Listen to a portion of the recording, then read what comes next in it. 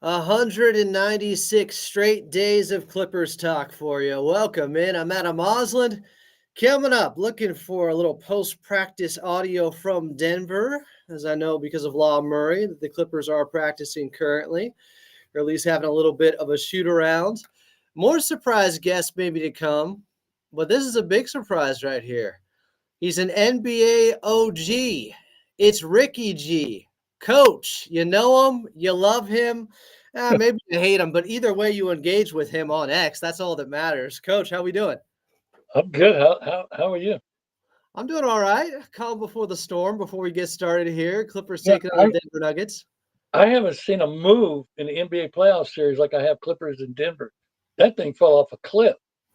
Tell me about that because I saw it initially opened up. I think Denver was like minus 130, and now the money's on the Clippers. Yeah, Clippers are a small favorite now. The wise guy steamed the Clippers. Wow, interesting. So where's your money lie? I'm gonna be honest with you. The West playoffs is tough this year. I'm glad I don't wager the NBA. I'm an NFL guy. I stay away from it because I'm too close to it. But the West playoffs is going to be rough. It's I going to be a mean, bloodbath.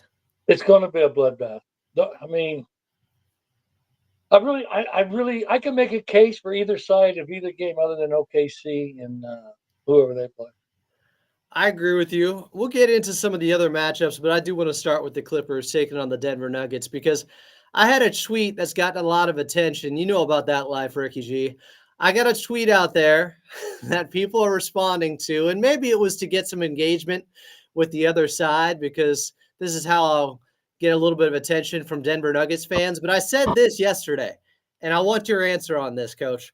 Have I completely lost my mind for thinking that Zubac can do more than just maybe hold his own and not get destroyed in the Jokic matchup, but actually get the best of him in a game or two in the series? Does he have a chance to have a game where he outplays Nikola Jokic? Let's get rid of the word best. The problem with look, I'm a Zubac fan. We've had this conversation. I've been telling you for a long time. Zubac's a player. Hey, you ain't got to tell me. I got receipts back in 2020 I saying he's going understand. to I be the understand. But next I've been Pau telling Gasol. I've been telling your audience. I mean, Zubac is the player. These guys that think old school post players can't play in this era, yeah, go watch Zubac play. He can. But here's the problem with your take. And I'm not saying you're right or wrong. Everything goes through Jokic. So I don't know how you outplay him if you're going to be talking numbers. Now, eye test, yeah, maybe. Impact. Yeah. Well, it's hard to say impact if Jokic puts up 30, 15, 15. But what if he does it on 9 of 30 shooting? Well, that's efficiency. Okay. Here's the problem with that. He's still giving you 15 assists and 15 boards. I mean, Jokic is hard to take a shot at. Yeah. And look, he's the best player in the game. I'm not denying that. Well, Yeah. Zubac has had moments against Jokic where if you look at the overall numbers, Coach, ESPN put this out yesterday, with Zubac as the closest defender in their careers, going back to the playoffs too and in the bubble, Nikola Jokic is shooting just 45% from the field when Zubac is the closest defender. That's by far the lowest number of anybody else against Nikola Jokic. He has had some success, Ivica Zubac. I'm not saying Jokic is still going to drop 40 in a game. I get it. I'm just saying Zubac isn't a bad option. Adam, is Zubac an All-NBA team this year? He should be All-NBA third team. Okay. We're not talking about chopped liver here. Some people think we are. These Denver Nuggets fans that are coming at my neck right now are acting like Ivica Zubac is going to get wiped out in this series. Zubac, let me tell you about Zubac. The Warriors had to double him early and played in scramble the whole game. They had to double Zubac. You got Kawhi and Harden on your team. And that includes doubling while Draymond is his primary defender. Well, Draymond has some issues with the big strong boys this year. Head up. I mean, I've watched some guys. I mean, Draymond and Butler both are great rover defenders. They rove. They're high IQ. They're smart. On ball, I'm not so sure where they're at right now. Yeah, Green will make some great plays, but how many is he giving up too? Same thing with Butler. Kawhi, Kawhi didn't even see Butler a couple times because of his size. Yeah. That game though was a hell of a playoff preview. That overtime game, final game of the regular season, Clippers up in San Francisco taking on the Golden State Warriors. In particular, what did you notice in that game that bodes well for the Clippers in a playoff series against Denver? Well, let's talk about what didn't bode well first. Kawhi acts like he'd never seen a double team before. I mean, you guys had a little stretch there where a simple double team was causing you guys a lot of trouble. So you got to take care of the ball. How are you going to take care of the ball when Harden comes off the floor? I think is your question mark. I think it's going to be in Bogey's hands and Kawhi's hands a lot, and Chris Dunn should he still be out there. Those are the three other ball handlers: Bogdanovich, Kawhi, Chris Dunn. But you're not wrong. They've had a turnover issue this year. Well, you had about a 5 to 6 minute stretch where you had it against the Warriors. Other than that, I thought you guys played a pretty clean game. Kawhi having 5 turnovers is pretty uncharacteristic of him. Well, that was a double team stretch. He was playing like he never saw one before. He looked like the fatigue was getting to him too a little bit because him playing 47 minutes in a ball game, when's the last time that happened? That was insane. I mean, the Clippers present a lot of problems for a lot of teams. Because, technically, I don't know where they're at in the dudes chart, but you got 3 dudes.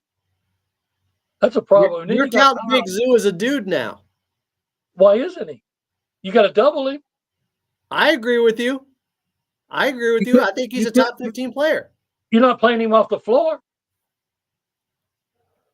I mean, Zubac. See, here's the problem. Here's what people don't want to talk about with Zubac. The game is split back. You can't play Zubac off the floor anymore. You got to match up to Zubac now. See, there was a time you could play a big off the floor, didn't have to worry about it. Now you're doubling him. That's a big difference. Well, specifically against Golden State, you look at that 2019 series with Doc still coaching, that 6-game series between you guys with KD and a Clippers team with a rookie Shea. Ivica Zubac got played off the floor in that series. And that's not happening. Well, coaches are changing their mindset now. First of all, the Warriors don't play that same movement to where they can play players off the floor like they used to. See, the Warriors are now kind of a combination of step off the ball movement and a little ISO play and pick and roll game. They're playing a lot of pick and roll now. So that alleviates playing bigs off the floor. You're playing into the big. See, remember, a high ball screen, you take the ball to the defender. Pick and roll, you bring the defender to the ball. It's a big difference. You need that big screener. No, I get it. And sticking with the Clippers here, in this matchup against Denver, a lot of people are talking about X factors. And Christian Brown this season has shot about 40% from the outside, and he's going to be on James Harden a lot. And he led the league in transition points. When you mentioned the turnovers by the Clippers in that game against Golden State, that's what worries me. Live ball turnovers. Denver led the league in fast break points. And Christian Braun led the league in transition points individually. That's where I'm going, if this Clippers team, if they double, they trap, they blitz, they get up to touch, they get up at the level, however they want to play that pick and roll, if they try to get the ball out of James Harden's hands, that is what worries me, Coach. But Ivica Zubac in the short roll now is sound. He makes the right passes out when he's alone and they got a 4-on-3 on the backside. Ivica Zubac is making plays. Who's guarding the point of attack for Denver, Braun? It'll be Christian Brown. And I think if they set that high pick and roll, it's going to be him and Jokic just throwing a double at Harden to get the ball out of his hands and making somebody else beat him. How's the matchup with Gordon and Kawhi? Here's the thing. I've been saying for years, Aaron Gordon is one of the best guys on Kawhi Leonard that I have seen. Now, people want to go back to 2019 when he was back in Orlando and Kawhi cooked him in that first-round series with Toronto. That's not who Aaron Gordon is now. He's a different player since then. He's a superstar in his role with the Denver Nuggets. And part of the reason they got him was to stop a guy like Kawhi Leonard. You look at the numbers last 2 seasons, Kawhi off the ACL against Aaron Gordon, they're way down. from his typical averages. He's done a great job, but Aaron Gordon hasn't looked great so far this season because he's had this nagging calf injury. And the reason people are saying Denver Nuggets and their defense has fallen off, a lot of that they're saying is because Aaron Gordon hasn't been the same guy. What did you see from Kawhi quickness-wise and burst-wise against Golden State that leaves? I didn't see no burst. I saw power. He just took his time and said, I'll do it with my speed and just go over the top of you, and I don't even see you. That's what he did against the Warriors. I mean, Kawhi, I tweeted early Butler was the best player on the floor, but later Kawhi was the best player on the floor. Not only was Kawhi the best player on the floor, maybe Harden was, and where did Zubac? Zubac have what? What was Zubac's numbers that game? I think 20 and 17 or something, 22 and 17. We go to just guys got 2017. We just going to walk by him and ignore him? I'm not. That's my guy. I've been saying for years, Coach, there is an easier path to victory, and it's playing through Ivica Zubac more. And the Clippers are finally doing it now. Paul George is gone. Other guys had to step up. Kawhi only played 37 games this year, so other guys had to step up. Him and Norman Powell, Big Zoo and Norman Powell had huge years. But I like what you said about Kawhi there. He looks through defenders. When he's on, it doesn't matter. Yeah, it's not about speed or explosion with him anymore. Power. It's the power game, playing with force. How do you feel about him versus Aaron Gordon? Gordon can be tough. Gordon's not a chop liver either. See, that's what I'm talking about. When you get in the West and start breaking down the dudes, what are we really talking about? I mean, we hadn't even mentioned James Harden's name yet, and he got anywhere he wanted to on the floor against the Warriors defense, unless they were trapping. See, that's the problem. If you're going to beat the Clippers, you got to keep Harden's 2 feet out of the paint. Otherwise, Zoo's going to cook you. I agree with you. I think the only way they win this series is if they wear down Jokic some. The only way to slow down Jokic on offense is to make him work on defense. What say you? Well, the problem with Denver is they got that big dude. he changes the game in so many. See, I think the X factor. Let's go back to what you asked first. The X factor, isn't it Jamal Murray? If his jump shot's rolling, if he's got some burst and he's had a hamstring injury, yeah, I do fear Jamal, especially late in games. Yeah, see, to me, and then what's Porter going to do? Porter makes shots, he gives you a lot. Porter don't make no shots. Where does he go? He's like Norman Powell kind of in that way. Norm doesn't offer a lot outside of shot making. If he's not making shots, he doesn't do much else. Same with MPJ. But I do think, see, they're going to have Christian Brown on Harden, Aaron Gordon on Kawhi. Who's guarding Norman Powell? If it's Jamal Murray or Michael Porter Jr., he should be able to get off some. That's an X factor, I think, for the Clippers. Well, I think that cuts two ways on the Clippers, though. Powell can beat a team, and Powell can shoot you out. Typically, now that Coach Lue has more options, they have closed with Bogey at times at the end of this season. Bogdanovich, who has shot the ball tremendously the last 25 games.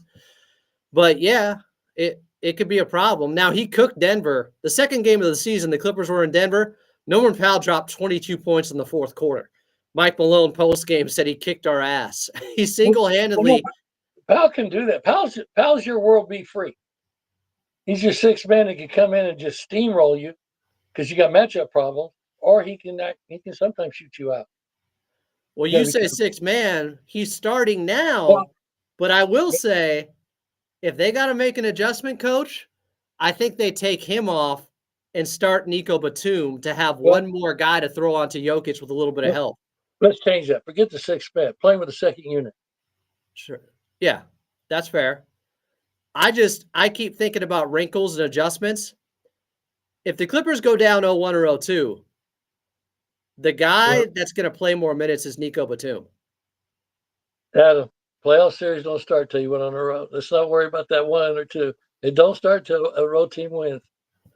Well, let me tell you, Clipper Nation has some PTSD starting series 0-2. It's been rough. In 2021, they were 0-2 to start every single series. Who's the hottest team in the NBA right now? Besides maybe I don't know OKC. Who else? No, Clippers. it's Clippers. They've won 18 of 21. They've won 8 straight. They got the best net rating in the league the last 21 games. See, this is my argument with all the fan bases, especially my fan base, the Warriors. Everybody's talking about these numbers at the end of the year. Warriors are 23-2, Clippers are 20-2, OKC's 22, whatever the numbers are. A lot of it has to do who was you playing and who was sitting out. You gotta forget all that stuff. Well, look, It doesn't matter because you don't know who's playing who and who was playing.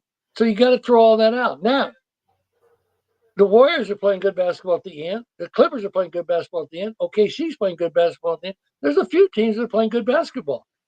no What doubt. about Houston? What's Houston's record on the end?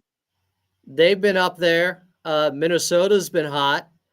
I only bring the last 21 games into it is because that's when Kawhi kicked into gear for the Clippers. But you still got to look. Now, I don't know the Clippers schedule up close like I do, like the Warriors or other teams. I don't know who they was beating and who they wasn't beating. But They definitely had an easier schedule, Coach. Everybody did because so many guys were sitting out. It wasn't just the Clippers or the Warriors. That's why I'm getting killed today on Twitter because I said regular season playoffs is 2 different games. I mean, I got guys telling me it's not. Are you serious? It's a different basketball game. Well, I don't know what they're smoking. Of course it's different. Of course it's different. I mean, I got guys killing me on it. I'm like, what are we doing here? Teams don't match up hunt the same way in the regular season. Teams don't play their stars heavy minutes in the regular season. It's completely different. It's a different game. They hunt advantages, they hunt switches. You guys are going to do it. James Harden's going to hunt. Kawhi's going to hunt. And James Harden's going to get hunted. And Norm Powell's going to get hunted on the other end. I know what's coming. Like, I got the Clippers in 6, but I could see Denver winning in 6 all the same. Here's my predictions of the West, not counting OKC. I got both sides in 6. Now tell me I'm wrong. Wait. You got who in 6? Both sides. I can make a case for both sides in every series in 6. Now tell me I'm wrong. I can make a case for Denver in 6. I can make a case for Clippers in 6. I can make a case for Lakers in 6. I can make a case for Minnesota in 6. I can make a case for the Warriors in 6. I can make a case for Houston in 6. I dare anybody tell me I'm wrong. I'll tell you you're wrong about the Lakers and Minnesota. That's the one I'd object to. Okay. Because, Coach, we differ on this when it comes to Rudy Gobert. I know where you're going, but who? Well, okay, you're going to lay your hat on Luka with Gobert. I get it. The Lakers are going to make Minnesota adjust first, and that's the series. Would you be shocked if Minnesota won in 6? I would be, honestly. But really? Now, I'm not confident in the Lakers having the matchup advantage in this series. If you take Rudy Gobert off the floor, Minnesota's no longer the 6th best defense in the league. They're not the same team. If they have to adjust and have Naz Reid at center and play small with Dante and and McDaniels and Ant and, as I mentioned, who did I mention to start with there? Naz Reid. Are they going to be able to hang with the Lakers small ball unit that has been playing small for a while now? I don't think so. That might work the other way too, though. You think they're going to make the Lakers adjust? Well, the Lakers don't have any bigs. They don't care. Minnesota can get big with you with a dude and Ant. I'll give you another series. Let's go Houston and Warriors for a minute. I think the Warriors win all the close games, but I wouldn't be shocked if Houston wins some big games on blowout. I don't disagree on that because I think the Warriors are going to be a little bit fatigued. They're the older team, and Houston has some dudes, maybe undercover dudes, because they have guys that we haven't seen in a playoff series yet. What if Amen Thompson comes in there and just lights the world on fire? What if Jalen Green is a playoff riser? Well, see, what I'm saying is Houston can't win the 2 3-point game, but Houston can win a 20-point game. Yeah. They're that athletic. They're not going to – I don't think they beat the Warriors in a 2-minute wire game, but I wouldn't be shocked if they ran them out of the gym one night. Yeah, Warriors will out-execute them in a tight game down the stretch, but the Houston Rockets, if they're turning over the Golden State Warriors and they're getting out and running and getting some easy buckets because they struggle on the offensive end, that is how they win. I agree. I just don't know. There's so many unknowns. Is Şengün, is he going to rise up in a playoff series? We're going to see what a lot of these young guys at Houston are made of for the first time. I know what Ime Udoka's I made think of. the key for I think the key for Houston is Green, because Green hunts players. Green hunted Steph the last time they played. See, Wiggins kept Green in control the last few times they played. Wiggins ain't here now. Who's gonna guard Green is gonna be the question, because he hunts. Yeah. Now he's another player. He can shoot you out too. He can be Jordan Poole or Jaylen Brown. Who's he going to be? I don't know. But they wear you out on the glass. See, the Rockets offense don't start until the ball hits the rim. That's a great call. I love that. That's when their offense starts. When the ball hits the rim. They got that big two-man Twin Towers lineup also. Yeah, I'm interested to see how they're going to do that. Can they play that against the Warriors? I don't know. They beat them recently in that game where Steph, I think, went 1 for 9 or 1 for 10 up in San Francisco. Yeah, they guarded Steph pretty good the last. They got waves of defenders. They're close to OKC in how many guys they can throw at you. Not quite there, but they got a lot of them. Their only problem is OKC's got a dude to close. Who's the dude to get a bucket for Houston in a closing game? That's the thing. That's what we're going to find out, I guess. Again, Houston just throw the ball in the fucking rim and everybody go get it. That's your offense. It starts then. Yeah. Seriously, if I was Houston, I would just throw the ball up at the rim. Our offense starts at the rim, bro. Go get the ball. If they got Şengün and Steven Adams out there, they probably will get the ball. They got so many athletes. I wasn't sure at the end of the season who would be the better matchup for the Clippers, honestly. Because while you never want to have to play Jokic, they've been a bottom 10 defense all season long, the Nuggets. And then would you favor an inexperienced team like the Houston Rockets, who aren't great on the offensive end and have all these unknowns, but have athletes and guys to guard James Harden and guys to guard Kawhi Leonard? I don't know. It was a coin flip to me, which speaks to how tough the West is. See, to me, the West is so close from 2 to 8 or whatever it's going to be. I don't see it. It's all that close. I can't imagine anybody going and getting a bag of cash and just saying, this is the team I'm going to trust. I'll tell you who's got the biggest advantage, though, I think, in the West. By matchups. To get to the Western Conference Finals, I think the Lakers actually have the best path. Now, they're hoping that Houston beats you guys in Golden State, because Golden State could beat them, I think, in a 7-game series. They match up well against the Lakers, but I don't think Minnesota does. I don't think Houston would. I think they have a direct path to get to the Western Conference Finals. If I had to bet on one team, and I'm not a betting man with the NBA, I work in the NBA, but if I had to guess one team that would for sure make it to the Western Conference Finals, I think it's the Lakers, because they got OKC's on the other bracket. They're not going to be facing them. The Clippers are on the other bracket. Those teams can beat the Lakers, but they're not going to face them till the Western Conference Finals. You don't think Houston's speed could bother the Lakers? Not beating them 4 times out of 7. No. They might take them to 6, but they're not beating them 4 times. I don't think. If everybody's healthy. I mean, I'm not going to push back, because I'm going to stick to my guns. There's not a team in the West 2 to 8 that I can back up with cash and say that's my team. It's too close. You tell me how Minnesota can beat the Lakers. That's what I want to know, because that's something we disagree on. In size, rebounding, and Minnesota's got some wings. You know, they don't got no chopped liver at the wing position either.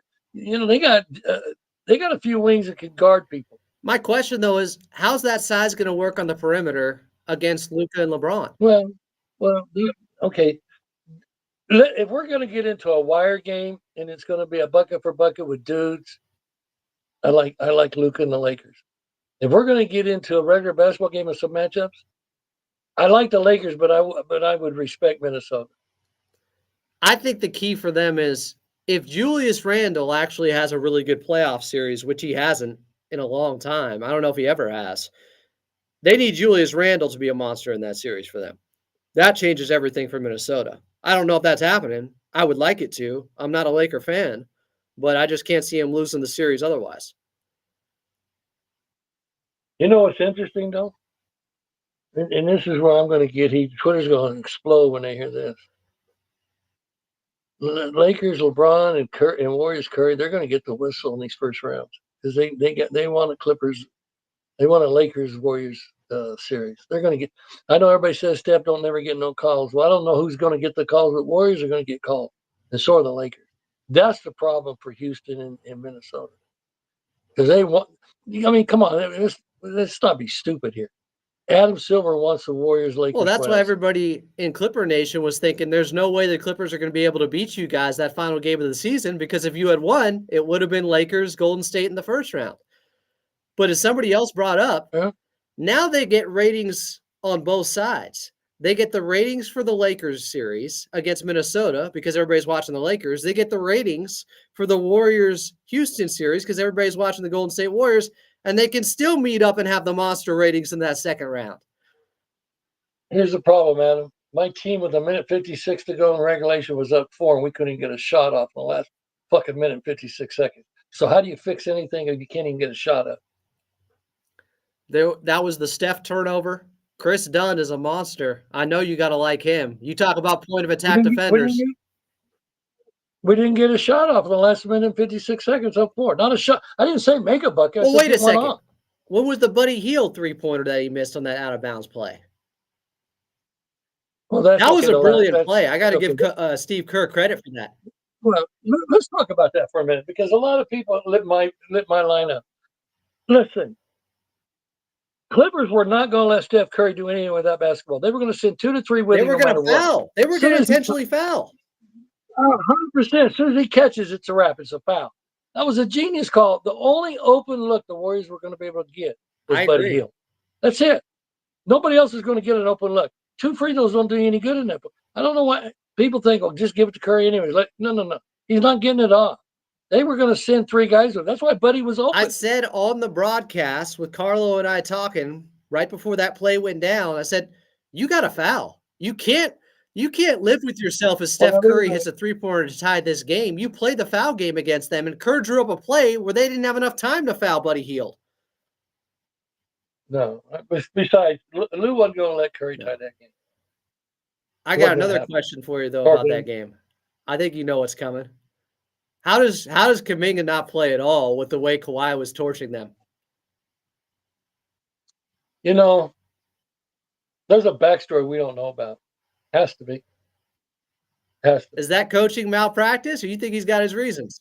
No, I don't think Kerr's alone in this. I think Kerr's got some bets that came to him and said, "You're not playing the kid." Because I've been hearing for a while now since they brought in Jimmy Butler, and I knew this would happen. I do think there's clashing styles there with him and Kuminga, that they don't work well together on the floor, him and Jimmy Butler. Is that part of the problem? Well, obviously it's part of it, but why aren't you Kuminga 6'7" with length and speed? I mean, is he better than a smaller Payton? Is he better than even a smaller Butler at times? You know, Butler got tired at the end. He was guarding Kawhi a lot. I mean, it got to be. There's more to this story than we know. Now, I'm not saying Kerr's alone, and I'm sure Kerr, you know, something's happened. Somebody went to somebody and said he's not playing. Now, if they don't play him in Houston, that will tell us a lot. Are you winning the series if he doesn't play against Houston with all their athletes? I don't know if you can. I don't think you can. That's a problem. Yeah, I don't think the Warriors can go very far in the playoffs without Kuminga. But everybody thinks I'm crazy. They do? I thought the Warriors fans want him to play. They're always mad at Kerr. No. They don't want half the Warriors Twitter line that you know about. They hate Kuminga. They don't want Kuminga to even get a uniform. Why? They think he's stupid. They think he's dumb, low IQ, can't play. Yeah, well, they're going to need him to do any damage in the West. There's no way without him. There's no way. It doesn't have to be heavy minutes, but you got to play him a little bit. I think he gets 15 to 18 minutes against Houston. I'll be shocked if he don't. And if he don't, then it's a Kerr vets deal. It has to be. Doesn't make sense. Did you think Jimmy Butler was going to make this big of a difference? No. Here's my. I'm glad you brought that up. I was first against the trade for Butler because, one, I didn't want to give up Wiggins because I knew if you got Butler and gave up Wiggins, you would still have a I major hole in agreed your with team. you.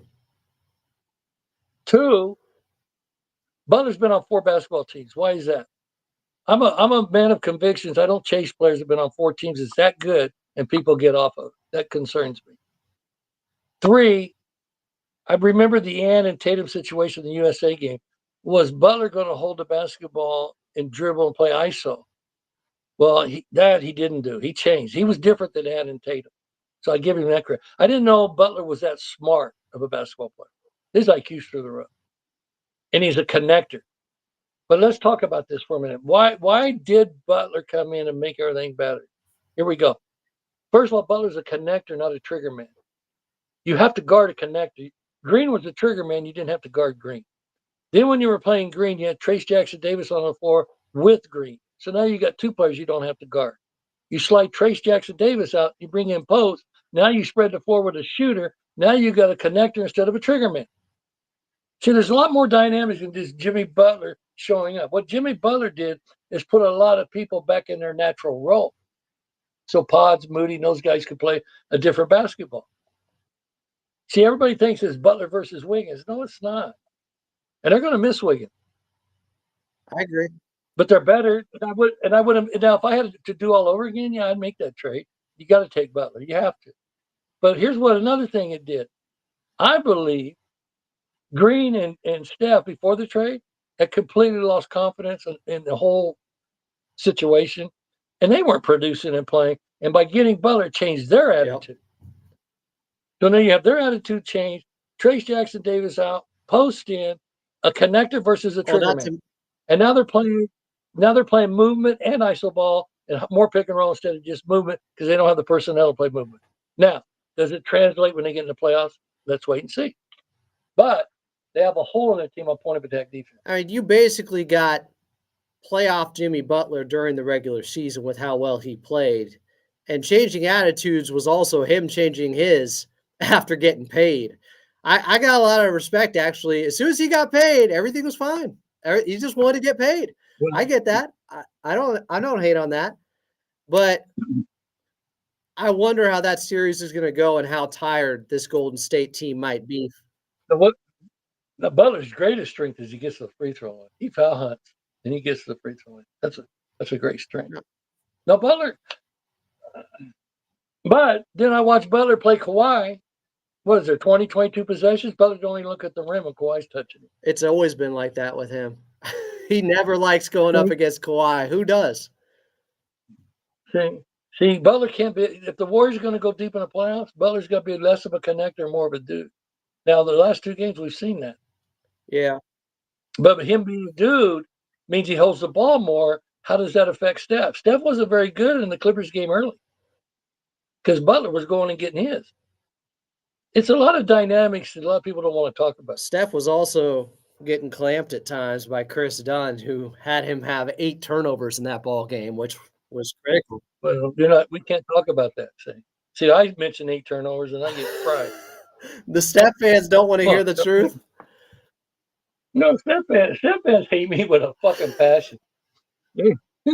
These guys, I mean, they don't even want to be reasonable. I mean, it's just wild. And I love Steph more than anybody. But it's just wild. I mean, it is what it is. See, basketball truths can't be your enemy. I owe James Harden an apology. I didn't think James Harden would give you guys this. James Harden's giving me a nephew. I thought he'd help this team. The fit was never going to work with Russ, obviously. But I've been a fan of his floor. You got James Harden. He's never missed the playoffs in his career. You have a stable system and offense out there that you can play through. And that's exactly what they needed throughout the first 50 games of the season before they got Kawhi back. You know, they had to have a guy like that. But the Steph stands, yeah, they're fighting with LeBron stands all the time. They're cut from the same cloth. I got both of them after my ass. They're always after my ass. You like lighting that fire, though, sometimes. You're provocative with some of the stuff you say, Coach, just like I am sometimes. It happens. Well, I mean, it's very easy to just, take a chain and jiggle their nuts with it. I mean, these guys, it's fun. They bite on everything. I want to I I want to mean, ask you about the best team in the Western Conference record-wise. Who can take out OKC? Because you've talked about how close here's everybody what else is, but you're separating and putting uh, OKC above them. OKC is the best team in the NBA, in my view. Really? OKC plays OKC plays five guys, all can pass, all can dribble, all can shoot, all can get 2 feet in the paint, all can guard in space. They got one leak, and it's a big leak. Can they rebound in the playoffs? Yeah. That's still an issue from last season. They're better. They got Isaiah Hartenstein, but it's still an issue. They're better. Well, if they rebound, they win. They win the chip. I think there's Who can guard? Who has a team that has five guys that all can guard in space and lock you up in 2 minutes? Boston, Okay, but that's if they're it. healthy. That's it. It's That's it. Boston and OKC. Who has a team that has five players and put the ball on the floor, get 2 feet in the paint, dribble kick or dribble shoot? My problem with OKC is, like, they're great. They might win it all, but I don't think they're perfect because, Well, nobody's perfect. well, your Warriors were at The one time. basketball team isn't perfect. Well, no, the Warriors were just had so many dudes; they didn't have to be perfect. Okay, that's well said. The flaw that OKC has to me is still what happens when you trap SGA and get the ball out of his hands and make somebody else beat you? Is J-Dub ready for They got that? guys who can beat. They got guys who can hit that paint with 2 feet and dribble kick. They got I them. know they got him, but they didn't do it last Now, year. well, no, last year's fair, but this year they have experience from last year. You got to lose to win. Look, they got everything they need to do it. It will only be an experience that could hold them back. Or I said this before they just played them twice recently. I said it a month before the Lakers played OKC. I said I think they actually match up really well against OKC and could beat them in 7 games. You like the Lakers? I don't want to, but I know what I see. I know what I'm looking at. Well, the problem with the Lakers and everybody, here we go again. Luka's built for the playoffs. And he's beaten OKC recently. Dort can't guard him the way he can other guys. He doesn't have this. Well, nobody I can. know, but like Dort, size-wise, Dort should be perfect to guard Luka. It doesn't matter. It doesn't. You've seen Luka in person. He's a big motherfucker. That's a big dude. Yes, he is. He's a white dude. Ask Nico Harrison. But now let's go back to the odds for a minute. Did you see what your Clippers are to win it all? I thought I saw like plus 1,500 or something. No, I thought I saw plus 3,300 or plus 3,000. That's a good value bet. That's your department, coach. No, I don't touch the NBA, but that's a good value bet.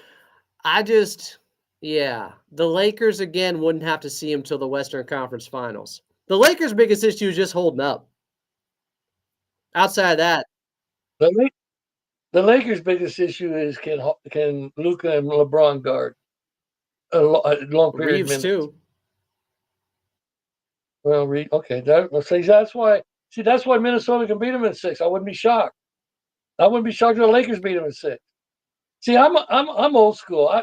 If you can't guard the point of attack defense, I don't see how you win. And that's your flaw with the Warriors? Yes, I've seen 57 NBA finals. Give me one team that couldn't guard the point of attack. I mean, it's not there. I think the worst defensive team to win recently was Denver in 2023. But they weren't that bad defensively. They weren't that bad, no.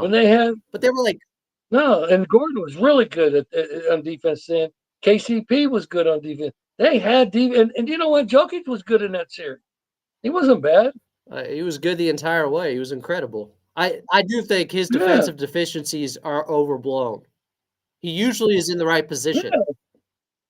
Look, let me give you another little tidbit on your show. You don't beat the help, you beat the recovery. See, everybody wants to blame Luka. He's got guys that can't guard the point of attack. Now they want him to save them. No. He's just the help. They get beat on the next pass. or they just blow by Jokic. You got to protect them. Well, what I don't get is, I mean, look what you guys did to Steph. There was about 8 to 10 possessions. You guys held his Steph every possession. How many buckets you get? enough to win the game. You don't hear that conversation. So you can't talk about that. With Warriors fans? Yeah, if I said something like that, fuck, they call the police on me.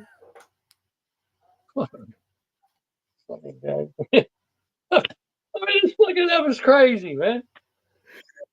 You know, I told him today, my son. There was times my son was the best player on my team. He was. I still benched his ass. I mean, you got to tell basketball truths when somebody ain't getting it done. Now, I'm not here to say you bench Steph or bench Jokic, but it's okay to say, hey, they're not guarding. They're not perfect. See, I have the same. My concern is with the Warriors, point of attack defense. See, you can't double point of attack and beat good teams. They'll eat you alive. That's what you guys did there in the second half. They were doubling the point of attack. First pass, next pass, bucket. Can't do that. Anytime you have to double teams or play zones, you're going to get beat. Miami zone worked in the East because Boston dribbled into it. They went and played Denver in the finals and got boat race. You can't zone. You can't double the point of attack. You have to have wings that can guard the point of attack. You want to win the chip. You know who's got wings? Boston can do it. You know who's got wings? My Clippers. Boston, your Clippers are loaded with fucking wings. And you talk about Dunn. Dunn's pretty good. Pretty good. You didn't even have Batum. They got I Dunn, DJ, Batum, Kawhi. They got multitude of guys. Dunn and DJ, they're both elite on the perimeter. You'll talk about my team. Who do I have that can guard? What wings do I have that can guard a dude in Jimmy. space? Straight up. Jimmy and I'm not sure Jimmy can. really? Not anymore? Some players he can. You know, Jimmy's a better off-ball roamer defense. Jimmy's great off the ball and help. Backline help. How good has Pods been this year defensively? Depends on who the player is. Anybody quit, he's gonna struggle. Same thing You with got Moody. Kuminga, but Moody's they been won't better. play him. And Payton can't guard anymore. Payton plays defense with his hands now. He don't move his feet the same way? You watch Payton? No, not laterally. He plays with his hands now. Watch him. And he's too small. I mean, now watch the Warriors or Clippers go on a chip and we'll both get killed. But the point I'm trying to make is you got to have wings in this league. What else is necessary? I've been watching anybody play. What else do you need to win in today's modern NBA? You got to have a dude. You got to have a dude. Now, my team's got that dude. You got to have a dude. A dude or two? Well, if you have two, you're in pretty good shape. But you got to have one. You got to have one dude just say, get the fuck out of my way. I'm going to go get a bucket. Yeah. The Clippers got a couple of them. The problem is they're playing a team. Jamal Murray can be a dude in the playoffs. I've seen it too many times. Well, he becomes a dude in the playoffs because you die on Jokic screen. When he's off the bounce, knocking down stuff, Jamal Murray is incredible. That's what worries me. It's tough. And then Jokic becomes a playmaker. Yeah. I'm just hoping Zoo gets the best of him one game. I need Zoo one game to prove that he can beat up on Jokic. Just get the best of him in one game. When's the last time we've watched the West playoffs? How many years has it been where we said we can't point a finger and say that's the best team? Besides OKC, maybe. Where we can't point the finger? Yeah, I mean, there's nobody you can go point the finger. They're going to win the West. Nobody's won back-to-back championships since your Warriors. Yeah, but see, the Warriors had so many dudes, man.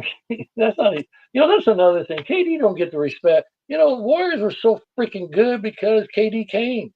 I don't know why people want to be in denial on that shit. KD's never won shit without us. Okay, but when he was with us, we won everything. You know why they're in denial? Because it helps Steph's legacy to say we didn't need KD. Well, that's stupid. That's basketball ignorant.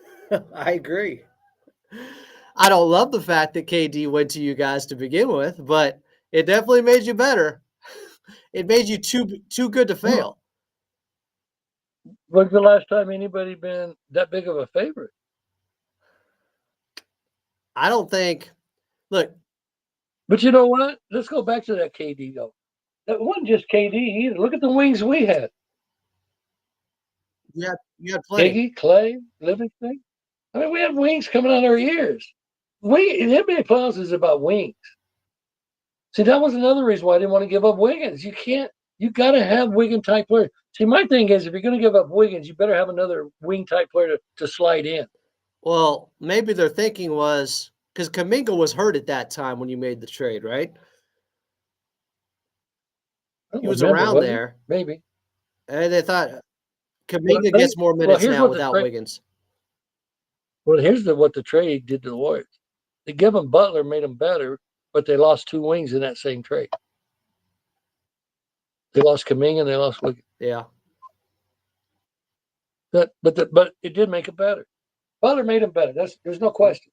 But now, see, the problem is everybody wants to argue about they're better now than they was. Okay, fine. But are you good enough to win a chip now? You still have a hole in your team. They solved one problem but created a new one, basically. Yeah. No, I get that. But we keep saying, how many great teams are there with so few flaws in the West? A lot of teams got flaws right now outside of OKC. No, they do. No, the Warriors can win the chip because they're just as good as anybody else's flaws. There's one team where I would say nah, and that's Boston. I agree with you. It's Boston's chip to lose. They're pretty close to flawless because they have enough guys that can do it on both ends. Well, no, hold on a second. They got a flaw. The bigs? The three ball sometimes will beat them if they don't make it. They don't have no mid-range. But that's like you got to hope and pray they're just missing though. You could do that for everybody. Well, but it could happen.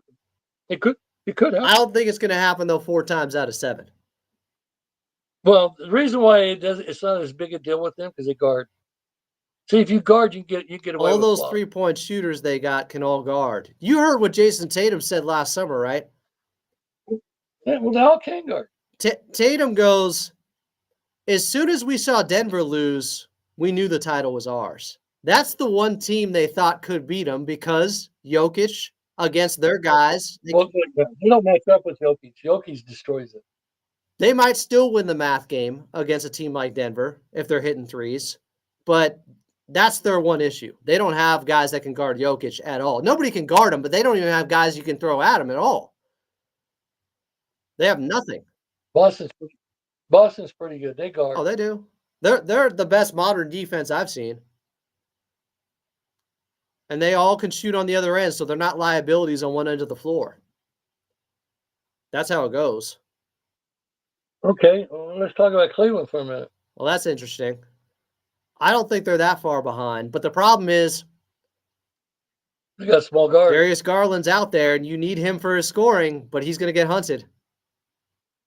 He's going to get hunted, right? Even Donovan Mitchell at times gets hunted. That's right. He can shoot you out too. He can shoot you in real big, and he can also. I agree with that. He's done a good job this season of playing within their system with Kenny Atkinson and not doing that, but he can get shot happy. Now, the series that intrigues me the most in the East, and people think I'm crazy, is Detroit. Yeah, next to Detroit. Detroit's tough. Cade's the next dude. He's not a dude yet? No, he still has too many turnovers. But he's close. He could become one in this series? He's close. He could be a dude after this series. He's close. That boy can play. I agree with you. I was thinking about this series yesterday. And the one thing I keep thinking about is, why wasn't New York better this season? Like, they have so many guys. When they lost Dante, they lost that Villanova dog in them. Cat might make him better, but did he make him tougher? Yeah. I think they're more talented, but they lost some of their. I went and watched them play Pacers last year in a playoff game at the Garden. The Knicks had a dog in them last year with that group. I don't see that this year. I wonder if they have a switch somewhere or not, because they have played a lot without Jalen Brunson. You know, that hurts, obviously. That's their biggest issue this season, I think. Just Brunson's been out for so long after he rolled his ankle against the Lakers. He's the engine. He's the dog. Like, I know Dante helped fuel that dog, but if Jalen Brunson's But it rolling, seemed like but they had a group chemistry together that made him a dog. yeah, I still Maybe I'm reaching, but I just think that they just don't seem to have that. Maybe I'm wrong. they are missing Hartenstein, and he was good for them last season. No, they missed the screen setting. That's a good point. See, there's three players in the NBA people don't talk about in screen setting: Bogut, Arnstein, and Jokic. You die on their screen. Bogut's screen setting was incredible for Clay and Steph. People don't talk about that enough. Now they'll tell you he was sliding and cheating. Okay, whatever. But you would die on his screen. Yeah, They don't talk that's about that. fair. That's probably one of the most underrated parts of the game that is crucial that people don't talk about. I just wonder if the Knicks have a different level they can reach defensively because they have wings, coach. They have guys who can guard. Yeah, but Cat can't guard pick and roll. Cat is a problem on defense. He is. But he's part of the reason they beat Denver last year in the second round, Minnesota. 100%. Well, they matched up. When we look back last year, the teams made some stupid moves last year. I mean, I don't understand what Minnesota was thinking. Unless it's just money. I think that was part of it. It had to be. Why would you do it?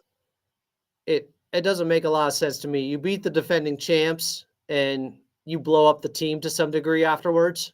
Like, I know they lost in 5 to Dallas, but 3 of those games were a coin flip. Yeah, they knee jerked. Yeah. I think they got cheap. The ownership thing being in flux for them and all that was probably part of the reason. That's why I say, though, like, if Julius Randle doesn't show up in this playoff series, they have no shot against the Lakers at all. And how much has Conley slipped? See, that's another problem. I don't know if he can play in this series, to be honest. I don't know. He's declined. Why would you not play Dante and Neil Alexander Walker over him? Nikhil Alexander Walker. IQ. But his IQ ain't going to make up for being 6'2" or whatever. I understand, but that's the reason.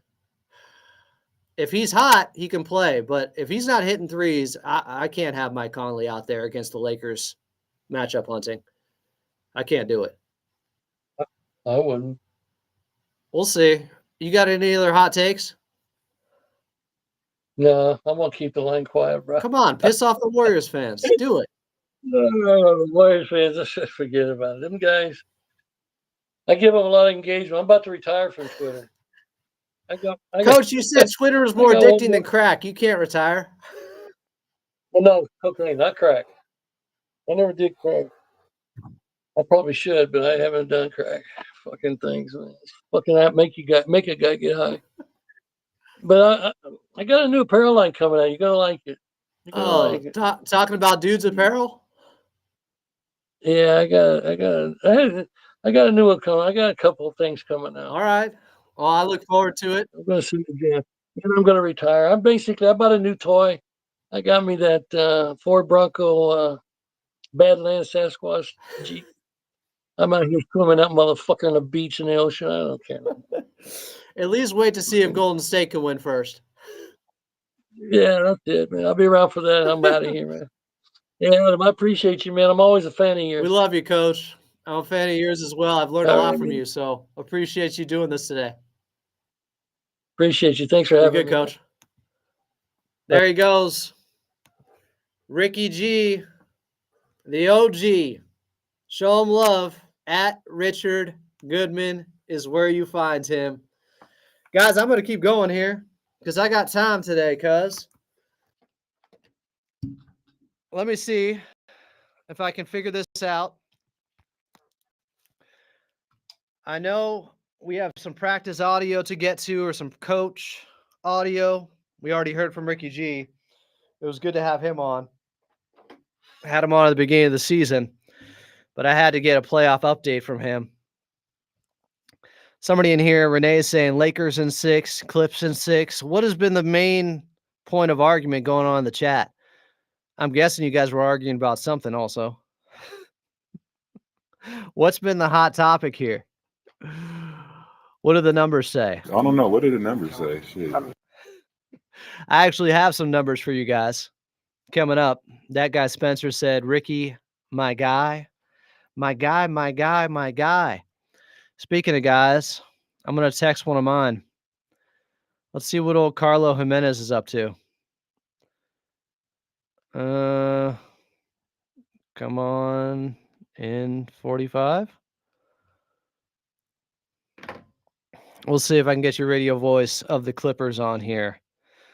I just love shooting the shit with Ricky G. That's one of my favorite things. Who is the better player between Kawhi and Jokic? Guys, Jokic has won 3 of the past 4 regular season MVPs and a finals MVP during that time. You have to give the nod to Jokic. If you're going to do this whole, Jokic doesn't play defense thing, it's like, first of all, it's a little bit overblown. Second of all, okay. Well, he runs the offense much more than Kawhi Leonard does. So he checks a box that Kawhi doesn't. Kawhi checks a box that he doesn't. And Jokic has the accolades over the last 4 years. You can argue because Kawhi has been hurt, but Jokic has the hardware. If Kawhi beats him in this series and outplays him, and it's not, just the Clippers team completely overwhelming the Denver Nuggets team, and there's an individual real battle there with him and Jokic, and Kawhi gets the best of him in this series, then yes, you can say Kawhi's the better player. But he's going to have to prove it. Honestly. Jokic has been the guy. For some time, he has been the undisputed best player in the game. He's going to be second in MVP voting again this year. What are we talking about? I don't know how you can argue otherwise. I believe Kawhi at his best could outplay Jokic, but I have to see it. I mean, I said all that stuff, not to mention the fact that they played in a head-to-head series and Jokic came back down 3-1 and Kawhi had a miserable Game 7. You can write it off and say it was the bubble. It's like, well, it was the bubble also when they were up 3-1. Jokic has the edge right now. If Kawhi outplays him in this series, then we can talk. Like, yeah, Big RR64 said, I got the Joker as the MVP. He just put up the best season probably in NBA history. Probably did. Statistically speaking. I don't know. What did the numbers say? Shit. All you need to do is look at the on-off numbers for the Denver Nuggets. Do you want to know how good Jokic is? I know some people are going to dismiss this as being too analytical. It's not. These are standard numbers now. These are almost traditional numbers in the game at this point. I'm sorry. These are basic bitch numbers. Here's the Denver Nuggets offensive rating when Jokic is on the floor. 125.6.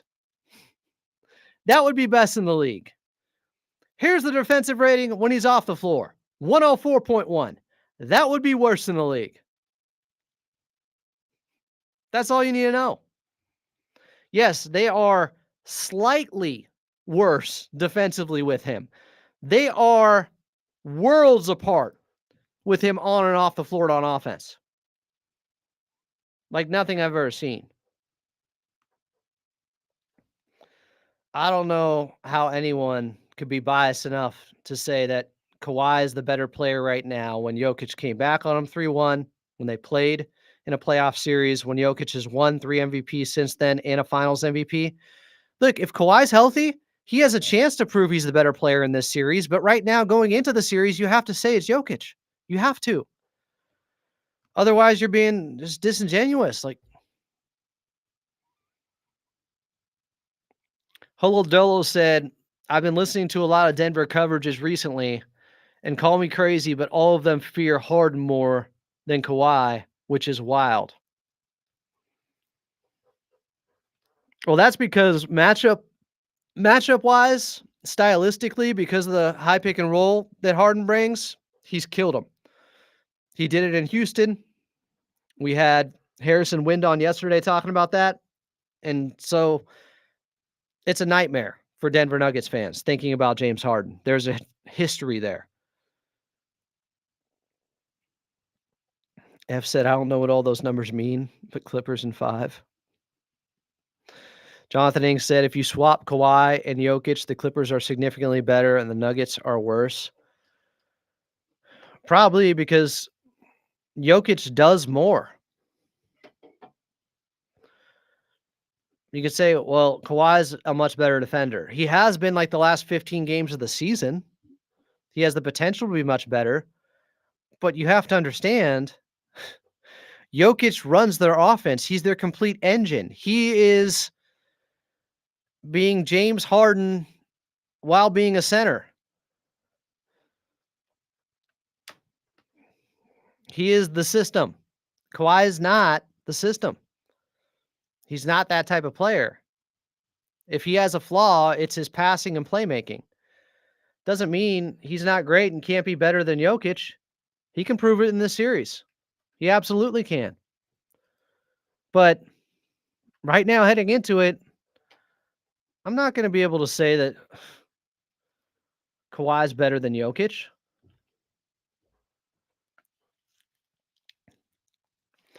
And yes, Jokic has less. Kawhi has more to work with. He does. He absolutely does. The Clippers are a much better constructed team than the Denver Nuggets. Hence why their GM got fired. I mean, they've had the best player in the league and they're not contending, it looks like. We'll see. Jokic is that good. He can beat you by himself. Mark Jaggs said Kawhi is about to remind the world he is. Cool. Hope he does. I think he can. Hello, Doe said Jokic is better. He has been for 3 to 4 years now, and that's fine because I believe we have the better 5 guys. Big RR64 said Kawhi Leonard's awesome, though. I think he's a top 3 player right now. We'll take your phone calls if you guys want to call in on this. 877-520-1150. 877-520-1150. We do have some audio from practice today. I don't know if I'll be able to get any of this stuff in long form, but I do have some stuff here from Law Murray of The Athletic. They had a morning shoot-around in Denver. I'm going to see if the Denver Nuggets side also has some practice audio from today because I found the David Adelman stuff yesterday riveting. I don't know if you guys did, but I was into it. Made me really like him, which I don't love, but I got to be honest about that. Ooh, here we go. They're coming through for us. I got Clippers audio. I got David Adelman audio. I got Nikola Jokic audio. What do you guys want to start with? Adelman, Jokic, or DJ, or Batum, or Coach Lou? Where are we going? Choose your own adventure. I was just watching that episode of Black Mirror last night. I forget what it's called. It's good, but interactive episode. It's like 5 hours long because you can go down different wormholes and different outcomes. Jokic is the best player, but Shea's going to win the MVP. I agree. Who do you guys want to start with here? Who are we going with? Who do we want to listen to? Apparently, Aaron Gordon says the Nuggets are a championship team. They're confident. Some are saying Jokic. All right. 2 people said Jokic. We're going Jokic. This was today.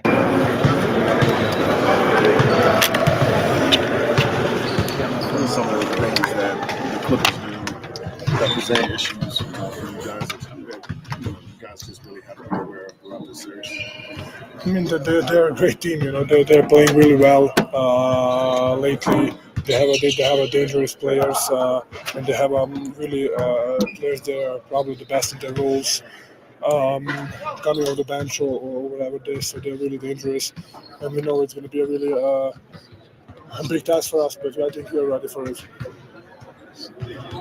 Zubac specifically, just what kind of stands out about him? You guys have had some battles.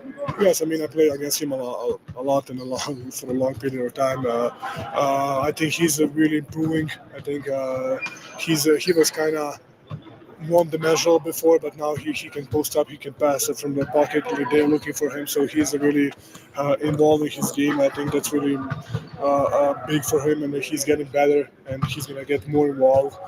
In defensive, he's a really good defender, of course. He's a big body who can block a lot of shots, who is always there, be physical. So it's gonna be a fun matchup, I think. Jokic showing Ivica Zubac a ton of love here. A lot more than people from Denver are. Just acting like Zubac is going to get destroyed every single game in this series. When I'm like, I think there's a real chance Zubac could get the best of him in one game. Could be more impactful in one game than Jokic. It's possible. I know Jokic is that good. He's the best player in the league. How much do things change the way the game is played in the postseason compared to the regular season? For me, not much. For me, it's the same thing. It's another game that we're supposed to win, or we're gonna go get to win. So for me, it's not a big mental preparation or anything. So for me, it's just another game. How important is game Just another game. Nikola Jokic says the playoffs. one? What do you use it for? I mean, we won the game one, we lose the game one, we won the series when we win. So we saw and we did, and we felt everything. So I really don't know, but it's definitely good when you receive one, when you up one. So The difference of being up one or down one there. What have you over They've been through it all. the years appreciated about DA as an offensive mind and sort of the ways that he tries to add wrinkles to the offense in ways that you can kind of use? probably not be scared to try, new things, not be too scared to kind of give opinion to players, let them decide because they are playing and ask questions. And also, I think he's a really good and then kind of being open-minded. I need to hear that again. Scared to try new things. The ways that he tries to add wrinkles to the offensive mind. What have you over the years appreciated about DA as an offensive Oh, they're asking about David Adelman, the difference. mind and sort of the ways that he tries to add wrinkles to the offense in ways that you can kind of use? Probably not be scared to try, new things, not be too scared to More experimental, it sounds like, David Adelman. to kind of give opinion to players, let them decide because they are playing and ask questions. And also, I think he's a really good and then kind of being open-minded.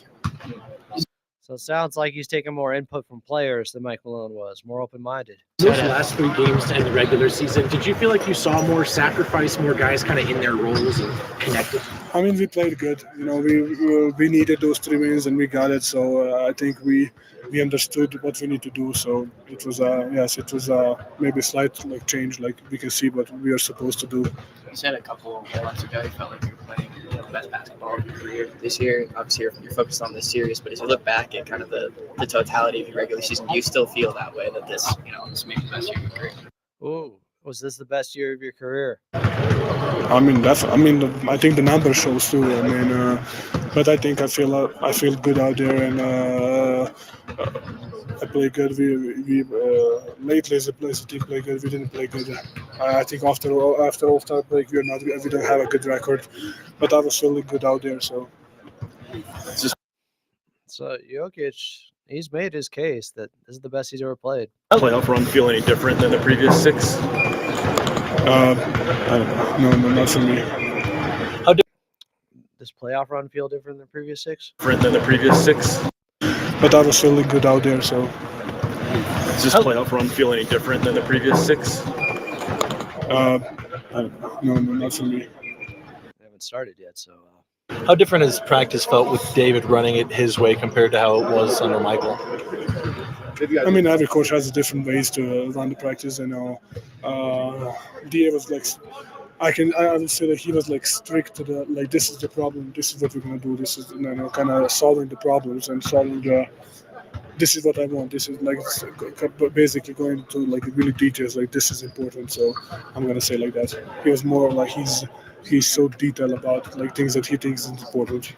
What are the Yo, biggest, tell the truth. Don't fucking lie.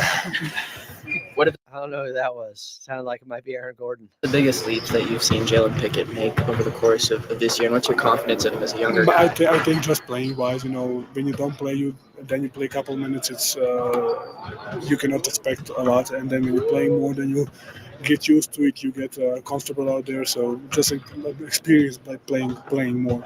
I know you guys do the team dinner every year, but what's the purpose of getting together to kind of reset for the playoffs? To have to share good food and laugh. That's it.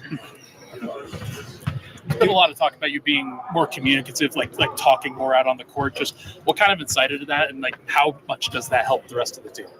I don't know. I think that you guys say that lately. I think I'm doing that since not since, but like last 5 years, I'm trying. Whenever I see something, I'm trying to say it. So I think it's not lately. I think it's something that what I see and what I'm trying to say. It's not something that I'm gonna be more talkative. I'm just if I see something, I'm gonna say something.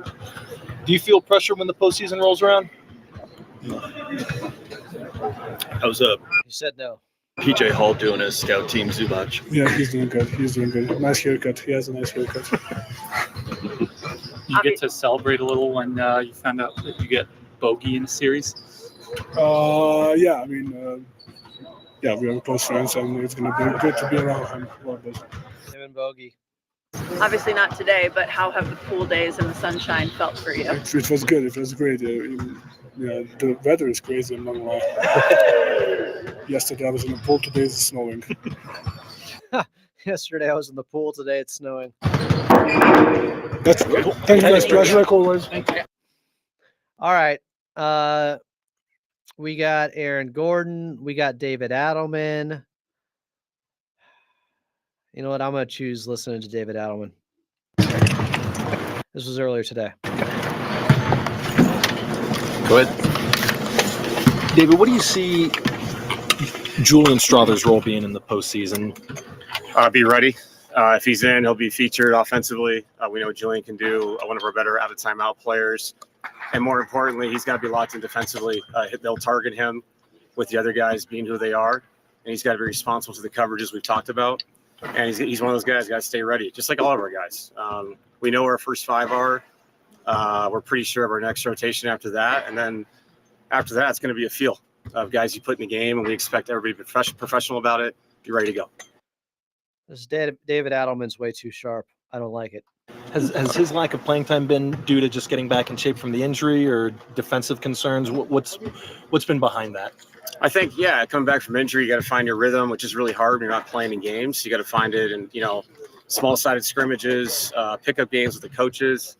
But that's part of the NBA. Nobody practices a lot at the end of the year. That's you deal with that every year.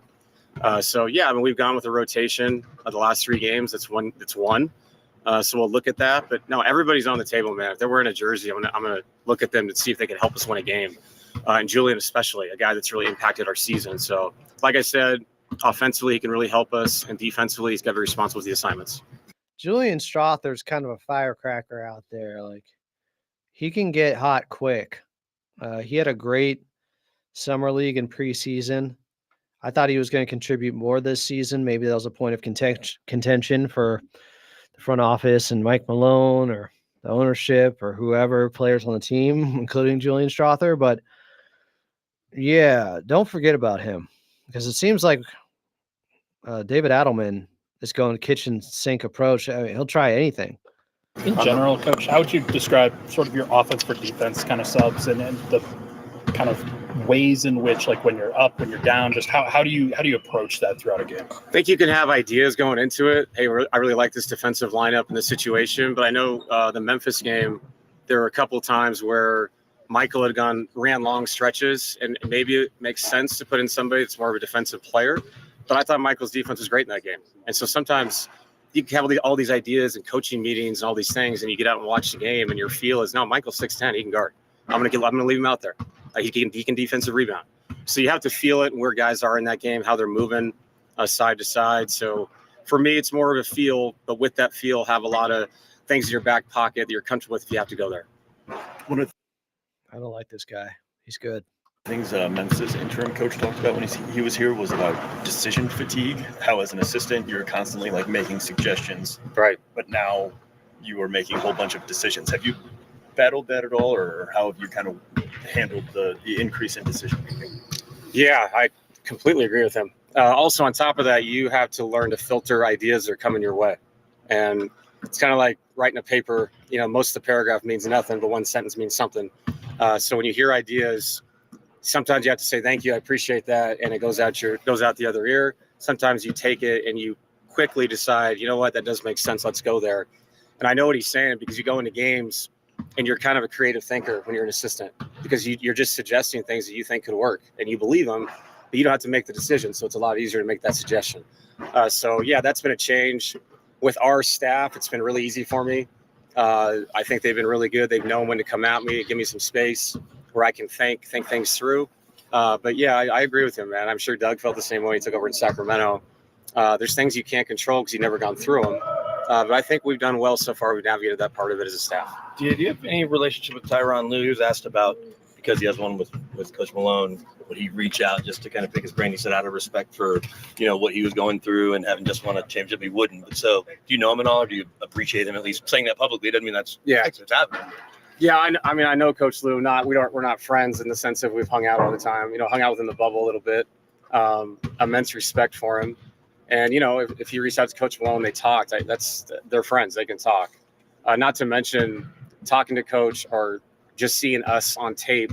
He knows us. He's played, Coach Lue has played against us a million times. We've played against him a million times. So, no, I have so much respect for him. The job he did in Cleveland was incredible. And what he's done with the Clippers through the injury seasons, he's always gotten the most out of that group. And obviously he's got a healthy group this time, to play with. So, no, I understand what this is. A very tenured, experienced coach, an interim coach, that whole storyline, narrative, whatever it may be. All I can tell you is I respect the guy and excited to compete against him. High praise, David Alman there, Coach Lue.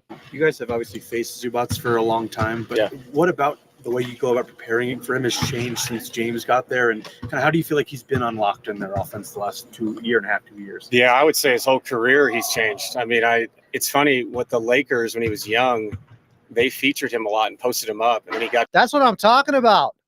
He used to get featured and posted a lot. We were talking about this with Dime the other day.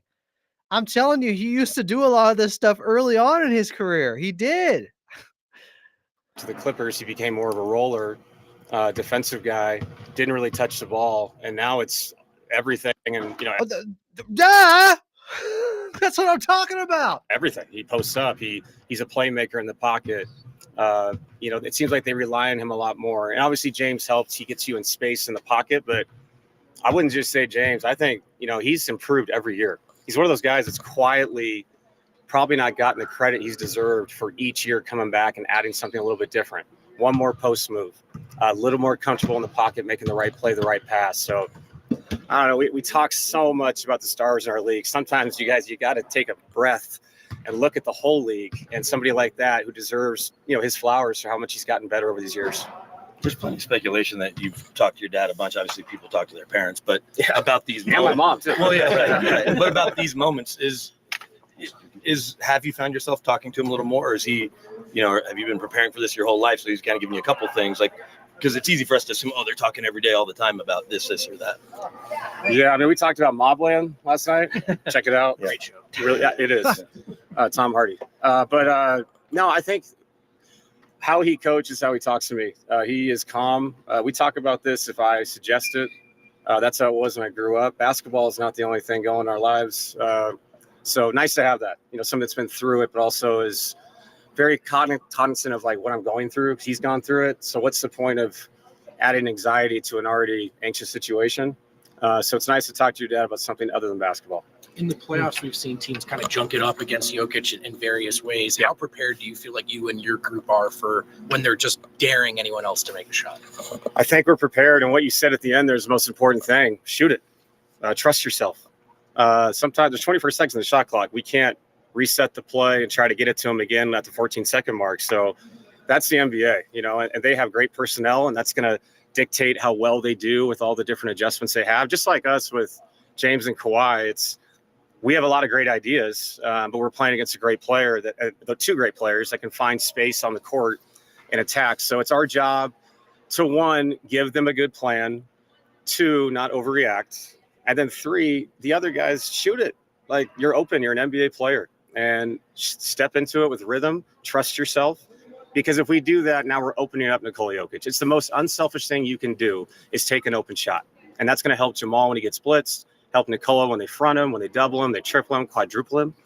So we know that. And I just have extreme confidence that the guys are going to do that, and they're going to be successful. Coach, last year, Peyton Watson didn't finish in the playoff rotation, just kind of got phased out over the course of just how the playoffs go. Yeah. What can he... David Alman gets it. They can't win without the other guys. They're not going to be able to win the series with just Jokic. If other guys are shooting well and having confidence in their shot from the outside, that's how the Clippers would end up losing this series. What can he continue to earn in terms of your trust for things to keep him on the floor?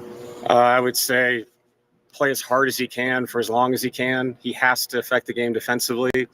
If they cross match and put a center on him, he's got... I need to hear this again. Offensive, the guys are going to do that, and they're going to be successful. Coach, last year, Peyton Watson didn't finish in the playoff rotation, just kind of got phased out over the course of Peyton Watson question. Just how the playoffs go. Yeah. What can he do? What can he continue to earn in terms of your trust for things to keep him on the floor? I would say play as hard as he can for as long as he can. He has to affect the game defensively. If they cross match and put a center on him, he's got to be an active screener, a dribble handoff guy, create 2v1s all over the court. And the same thing for him. If he has a normal matchup and they double off him and he's open, shoot it. If he cuts behind the double team, be aggressive to score at the rim. Don't be soft. Go in there and play. And I think that's the biggest thing for all our guys is when they get the opportunity that's being given to them by the game plan from the other team, okay, be confident to attack it. And I think if he does that, he'll be fine, just like the rest of our guys. There's a lot of guys in this league, they're going to go through that in the playoffs. We get, it's a magnifying glass because Nikola is such a special player that everybody wants to break down. He's being guarded, and rightfully so. But really, it's about the other guys feeling good about themselves. And if they do that, we'll be connected as a team. How healthy are you guys heading into the playoffs? I think you're going to ask me, but I think, how healthy are you? No, I don't know. No, I think our guys are in a great place. They moved well all week. We tried to maintenance. I think I talked about it a couple of days ago. You have to maintenance guys in different ways.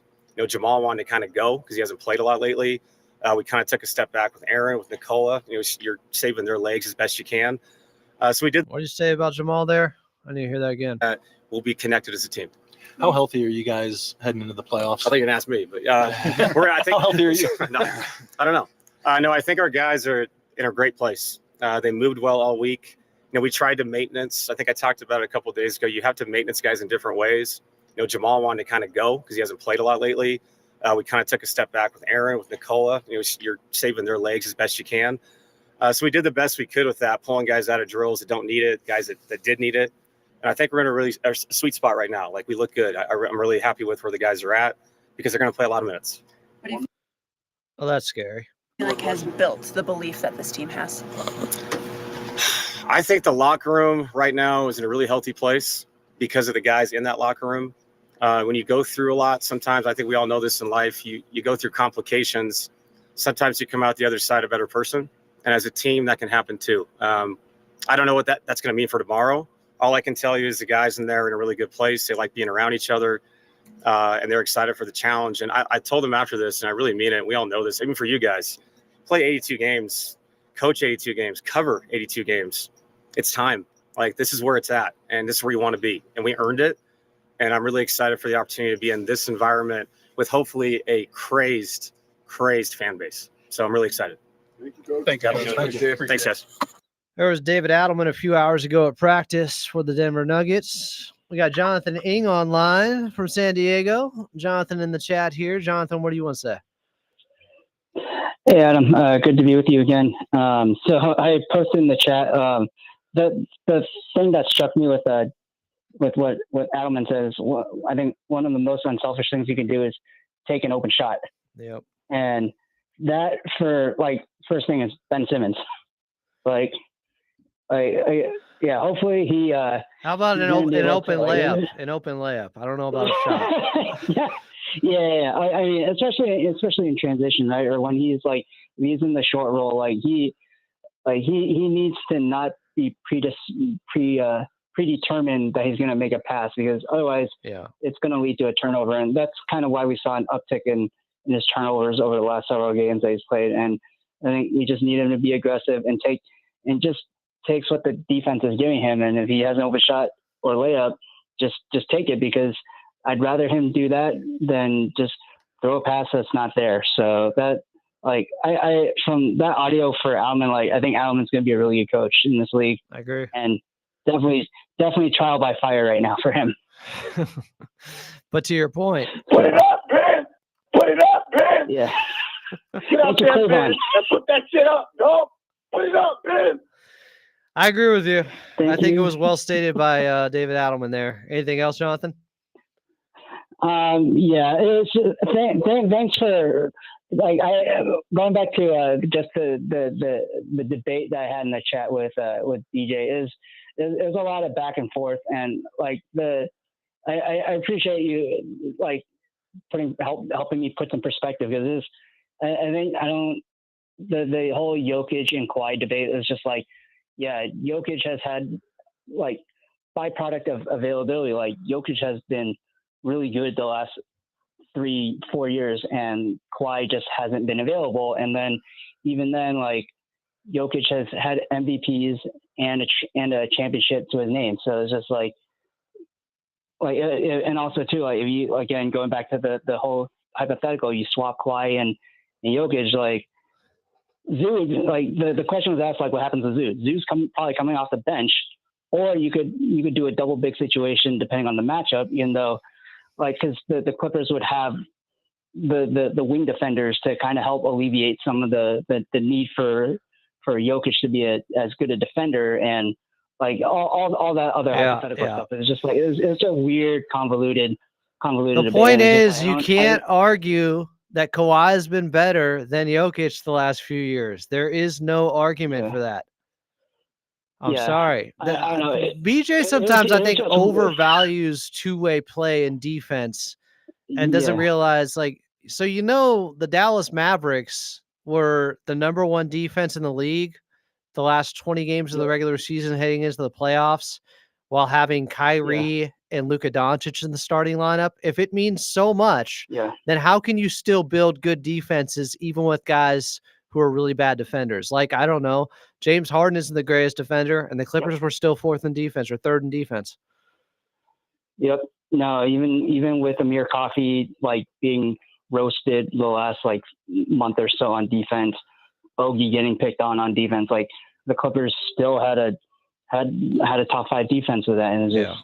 So actually, this is something I also got into a discussion with BHU. What's your thoughts on Jamal Murray? Because I think Jamal Murray is kind of maybe in a similar tier as Trae Young. I think they're both overrated as point guards or just players in general. Because I think, especially for Murray, if you take away Jokic, I don't know if Jamal Murray is able to have the same impact if you scale it up. Well, no, he's not a number one option on a championship team, but I think he obviously has proven at times he can be a great number 2 option because he hits big shots and he gets hot at the right time. He's special, but all right. I got to listen to more of this Clippers sound from practice today here, Jonathan, but I appreciate the phone call, man. All right. Cool. Thanks. I'll be on the chat. Peace. Good stuff. Let's hear, starting with, what do we got? Coach Lou, about 2 hours ago. How different do the Nuggets look with Adam at the helm than they did? I'm not going to get into that. I'm not going to get into that. They got a good team. Adam's a good young coach. I thought Mike Malone did a great job. He was there to win the championship. But I ain't going to get into the comparison. Not getting into the comparison, Mike Malone and David Alban. What are the challenges of preparing for a team when Adam's only been at the helm for 3 games? He might do some things differently, but we're not sure yet. So, until you see game 1, we really don't know how they're going to attack us. And, how we can attack them. So just kind of see what he's going to do in the game. But it could be different than we anticipate. How much momentum do you guys feel like you They have know right it could be different. They're anticipating it being different. now? How much what? Momentum. Playoffs is totally different. What we had to do in the regular season to get to this point, be a playoff team without being the playoff play-in, was huge for us. We understand that going to the playoffs is a totally different season. Like you obviously weren't the head coach in 2020, but you did get to see, what Jokic was, that Jokic-Zoo matchup. Jokic was talking about how Zoo has grown so much since then. What is it like going into the series knowing that Zoo is going to be the guy drawing that matchup as opposed to 2020 when he didn't get as good of practice? Yeah, I mean, they know each other pretty well. The Zoo has improved post doubles.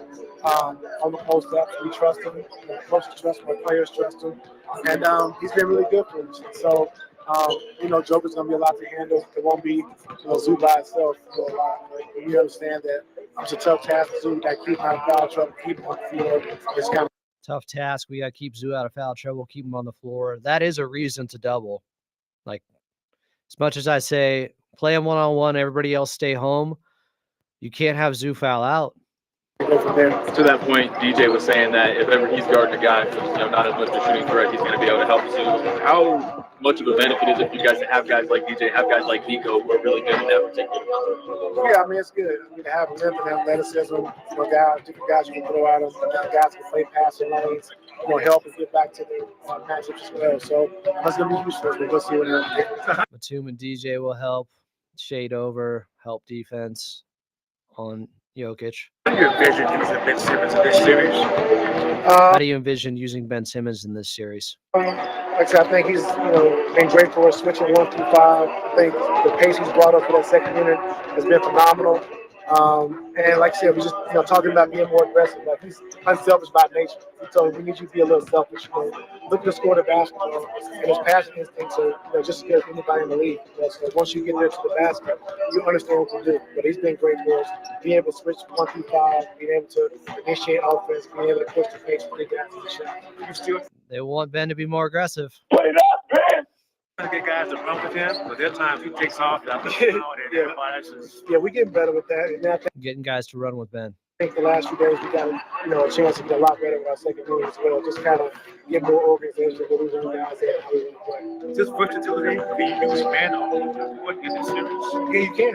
He can guard ones, he can guard Joker a little bit. I mean, he can put him on Joker, switch pick and rolls. He can do a lot of different things. So his size, his athleticism, we can do a lot of different things for both sides of the basketball. They love Ben's versatility. Yeah, I asked David about your comment that you weren't necessarily going to reach out to Coach Malone just because of the timing of all this and everything. And he said you've understood that if you did, but because you've seen them so much and they've seen your team so much that you don't necessarily need to.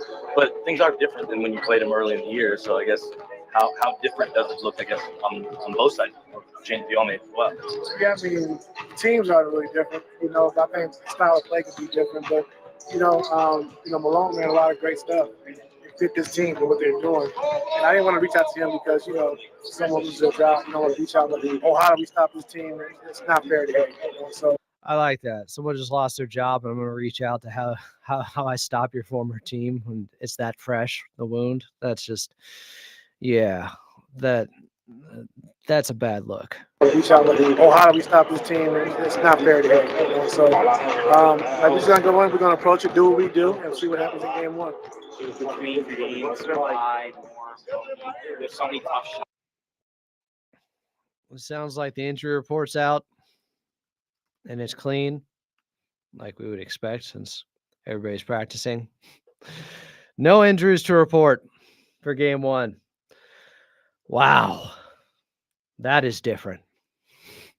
Love seeing that. I want you guys to see it. I'm going to share the screen with you. I want you guys to see how this looks.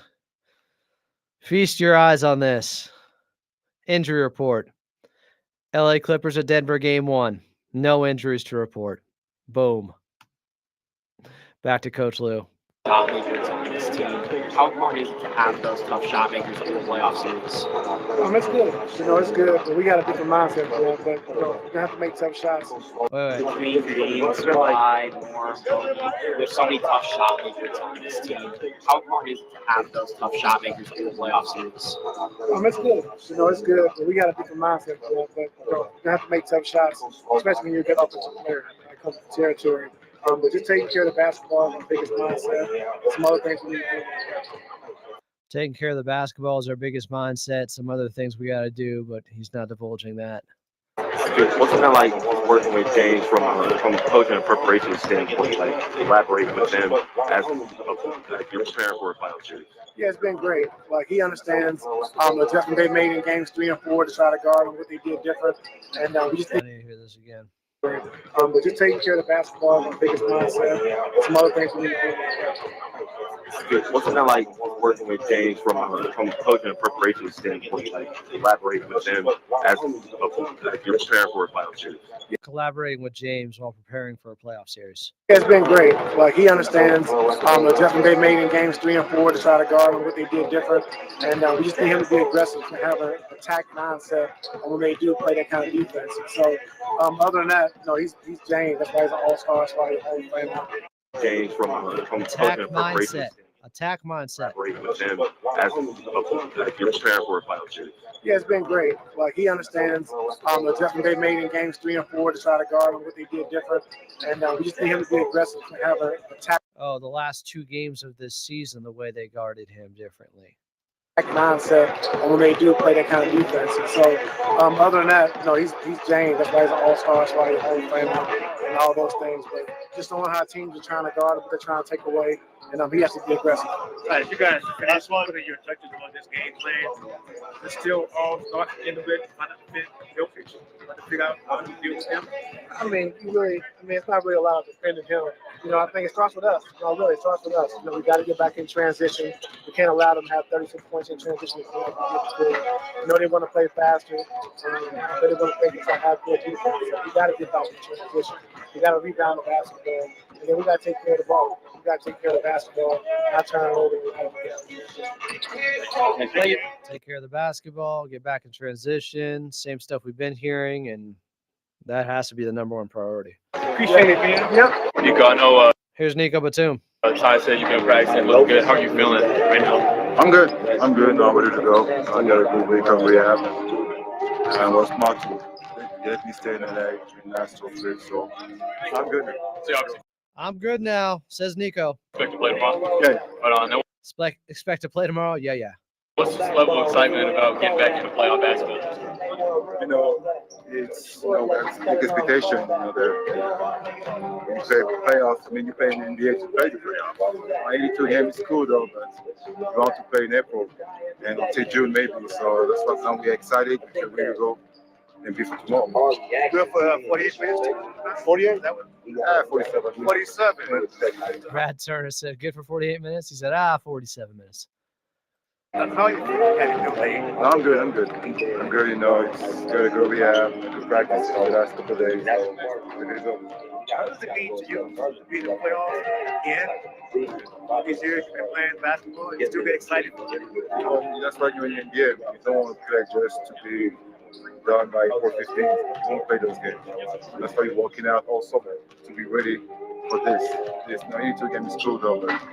This is when people are going to start watching. This is when guys are step up and play their video game. So it's going to be a great series to me.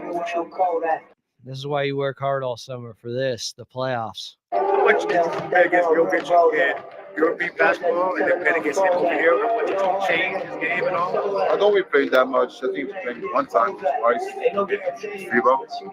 But obviously, he's the best player in the world. So you see what happened against. Nico said, obviously, he's the best player in the world, talking about Jokic. He's the best player in the world. So you see what happened against. This year, with the numbers, it's been crazy, especially the last couple of weeks, crazy numbers. So I'm only him because I have a great team and they want to win together. Well, how hard is it to prepare for them with the coaching change they made only 3 games without them in front of the show? We can't really focus on that. That's the problem, but we won 3 games. 3 no since that. Like I say, the it's still a great team. Lineup pretty much the same like the one they played 2 years ago. You got great players, great fans, great arena. So they gotta get experience too. We do have experience as well, but like I said, we gotta be focused on us and get ready for what we're gonna do because I don't think they can be different with a new coach. Especially not late, but still I think we make some adjustments for sure. We're ready for that. Sounds like Nico doesn't think they can be that different with the new coach. Nico, how do you feel the adjustments are from a mindset standpoint to go from looking at your team as an overachieving team based off preseason expectations to you guys being favored and you guys feeling like you have a chance at really making a deep run here? I mean, the roster has been different since training camp. Kawhi came back, we made trades, signed players, and signed bench guys like that. So, I mean, the team, last time we played them, the team is totally different from, I think, June 5th, something like that. So, I think January 8th was the last time the Clippers played them, and he said, yeah, our team was different. like 4 or 5 more players, different players in big key players. So, it's different. I mean, just the roster being different, and what we've been playing the last 30 games, with ourselves in position to one of the best teams in the playoffs in the NBA. So that's good. Are you prepared to get into these guys' locker room once to that point in the playoffs? I mean, we have to. I mean, we have the same record, 15-32 both. So it's going to be interesting. I'm actually going to be interesting. It's been one closest series for sure in the playoffs. All right, here's Nico. We got DJ here. DJ and then Carlo. Thanks, man. All right, so how good are you Oh, they turned off the music. I can hear again. guys feeling coming into this one? 18-3, your last 21 games, 8 in a row. How confident are you guys feeling? As confident as we was all 21 of those games that we was playing. I mean, even the losses, we felt good about. We gave it everything we had. He's just going to live with the results as we do that. How difficult is it to game plan for this Nuggets team with Alman only having 3 games as a head coach? Just different. How different do they look, I guess? I mean, I haven't really seen much of them lately, but the film we're watching, I mean, they're pretty much the same team doing the same things. Pretty much the same team doing the same things. When they watch the film of the last 3 games from Denver, he says they're pretty much the same team. I mean, they're a great team, and they're here for a reason. So we're going to go out there and game plan and follow it. You played him 5 times, but it was all early, and Kawhi didn't play in any of those. So it's kind of silly you're talking about a Hall of Fame player, but how much does he change what you guys are able to do on both sides of the court? I mean, like y'all seen through the games he played, he's helped on both sides of the floor, scoring the ball with these, doing his thing, and on the defense end, he's causing havoc. So. What's been the biggest part about being a good defensive team and committed to it all season long? It's everybody buying in.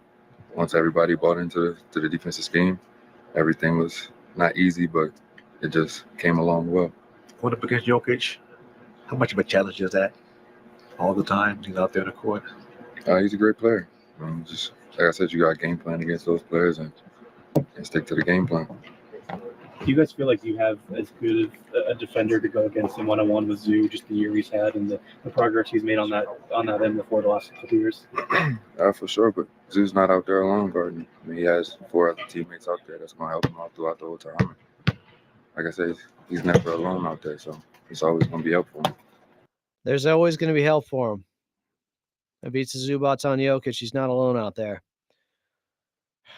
Well, I have said I hope you get some chances just to guard him one-on-one and everybody else stays home, because if they're getting burned by the others, that's how I think you lose the series. I also understand Zubats could get into foul trouble real quick if you leave him on an island against Jokic, and that can't happen. How do you anticipate being able to help him in that particular matchup? Whenever I'm guarding somebody that's not a great shooter, I'm going to be in the paint helping him a lot. And whenever I'm guarding somebody that's coming off those pick and rolls, I'm make sure I'm trying to take away the pocket pass and take away those little flares. So. With that run that you guys had last year. So DJ definitely knows he's going to be helping Big Zoo. Particularly with Dallas, what do you feel like you learned from that in terms of just deep playoff basketball? Every play counts. Every play matters. You can't take no plays off offensively, defensively. You got to be aggressive on both ends. Just implant your mark on the game early. You can't try to let the game come to you. I've seen Jamal Murray just seems like every year in the playoffs step his game up. What do you think about this time of year makes him so much, I guess, more difficult to play against? I don't know. That's his game. But yeah, I just go out there and I play defense and I worry about my team and what we got going. Thanks, DJ. Thank you. There was Derek Jones Jr. a couple hours ago at practice. While we wait for Carlo here, let's hear from Aaron Gordon earlier today. Aaron, a lot of people have been concerned about your black eye. When did that happen? Was that in the last home game? He's got a shiner in his left eye, Aaron Gordon. How's it feeling? Fine. It feels fine. Yeah. It looks worse than it is. I don't know. Sometime during the regular season, I probably didn't get a call. Aaron, there's been I probably didn't get a call when he got the black eye. a lot of talk about communication and accountability and the kind of big buzzwords for teams, especially after what happened last week. Just where do you kind of sit on how important communication has been for this group and where you guys can continue to improve heading into the playoffs? Oh, it's huge. You have to be able to talk to each other on and off the court. Just to be a good group, to be a fluent group, you need to be able to communicate with each other. And it's just part of the game of basketball. What do you expect to see, with Kawhi? What are some of the things that he does to make things differently? And, if that's your matchup, what are some of the things that you can do to kind of, slow him down a little bit? Just tough shot making. We got tough shot makers over there between James, Norm, and Kawhi. A couple other guys, the guys got to make shots, so just not to be discouraged. You just make everything difficult for them. You feel pressure once the postseason rolls around compared to day in, day out in the regular season? Not pressure, just a little bit more excited. Rightfully so. This is the best time of year for basketball. And now I'm a little more excited as it's time to bring in your radio voice of the Clippers in Carlo Jimenez from Denver. Carlo, how we feeling? Let's go! Double A. I'm feeling hyped. Saturday could not come quicker. I'm ready to go, man. I'm excited. Playoffs, round one, back to Denver. Not like Clippers have already played here 3 times. Let's keep it going. Smooth traveling over tomorrow on the travel day. Everything go well? You guys got in when you expected to? Yeah, easy stuff. Got in, no issues. It's nice to get here a day early, kind of adjust to how much water you have to drink in a day here at altitude because it gets to you. But no, smooth day. I want to talk about an article you sent me from NBA.com earlier, and some of the data points and the numbers in here. Since we were just listening to Aaron Gordon, I've been talking about this guy being a problem for a while and one of the better defenders in the league on Kawhi Leonard. And while Kawhi post ACL has averaged 26 points per game on 62% true shooting per 75 possessions, since tearing the ACL against Aaron Gordon, he's averaged just 12 points per 75 possessions on 51% true shooting. Man, this is going to be a tough matchup. I think Kawhi, it's playoff Kawhi. It's a different animal, of course, and he has cooked him in the past in 2019, but that was a while ago. Aaron Gordon is one of the better prototypical defenders you could have against somebody like Kawhi. He's strong. He's lengthy. It's going to be a battle for sure between those two on that end. I'm excited to watch them go to work. It will be interesting, Adam. Aaron Gordon hasn't played more than 9 games in a row all season. He's missed 31 games due to 2 calf strains. How healthy is he? He says he's good to go. I hope for basketball sake he's good to go. So we can watch 2 guys at the peak of their powers go at it. But can he stay with Kawhi laterally? I think that will be the first thing I'll be looking for in tomorrow's game. But yeah, look, it's hard to guard Kawhi Leonard. Nobody does it perfectly. Aaron Gordon does do it pretty well. So that is going to be a true test for both these teams. Were the calf injuries to the same calf or to different calves? I believe it was the same calf because the story was he rushed back and he was like, my calf was completely bruised. I had to take a step back and really lay off it because he tried to come back a little too quick, and it was kind of a learning experience for him. He tells a story that he shot like 500 free throws a day or something like that, which sounds quite boring. But yeah, I think it's the same calf because I don't think you can. I mean, unless he rushed back and injured the other calf, I believe it's the same one. How real do you think his three-point shooting is this season? Because it is on low volume. It's 172 total threes taken to get to 44% from the outside. Yeah, I mean, I think it's real in the fact that if you look at him at his free throw shooting, he is also up almost 15% this year. So I think he's taken a step forward in both those things, which probably means, right, the shooting overall just feels better. It's not so much just three-point shooting for Aaron Gordon. It's also the free throw shooting. So I think it's real. I mean, he has been able to knock down shots. I remember watching the double overtime game against Minnesota, and with, I think, 35 seconds left in overtime one, he pulls up from the left wing from three. And I thought, what is he doing? And I went to look at the stats. I'm like, oh, like that's a good shot, actually. But no, I mean, I think it's legit. Obviously, it's low volume, but I think with the free throw shooting also being up, that kind of affirms that, like, okay, he is clearly taking a step on that side of the ball. And digging into that article you sent me from NBA.com with the preview of this series, I didn't notice this, or I didn't know this going into the series. Christian Brown held James Harden to 3 of 15 shooting in those 4 games this season. Now, 15 is not a lot of shots. It's also low volume, but he has been solid against James Harden. And then what we just heard from Coach Lou listening to today's practice audio, he said there was something they were doing against him the last 2 games that James Harden has to attack that he wasn't as good in the last 2 games this season against Denver. Do you have any idea what that is, what the adjustment Denver made was? No, I have no idea. My basketball mind is only so limited. Yeah, no, I couldn't tell you. I am interested to see with Christian Brown, especially, like how much of an effort is that the Clippers get back on defense. I don't know if we were talking about this earlier in the year, but there are a couple plays that got clipped on Twitter, maybe from 15 or 20 games ago, where Kawhi would be running back before the person with the ball shot it. And somebody on Twitter clipped it, was like, oh, look, he's celebrating.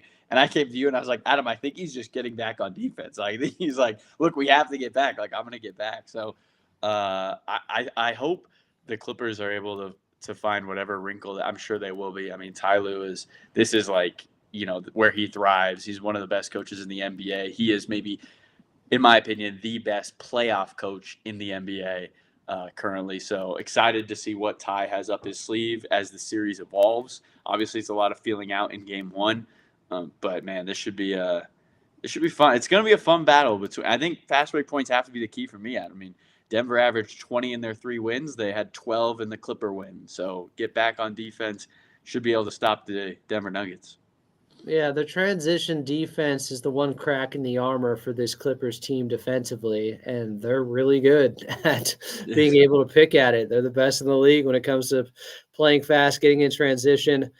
I also saw that Russell Westbrook has limited James Harden to just 11 points per 75 possessions on just 40% true shooting since 2018.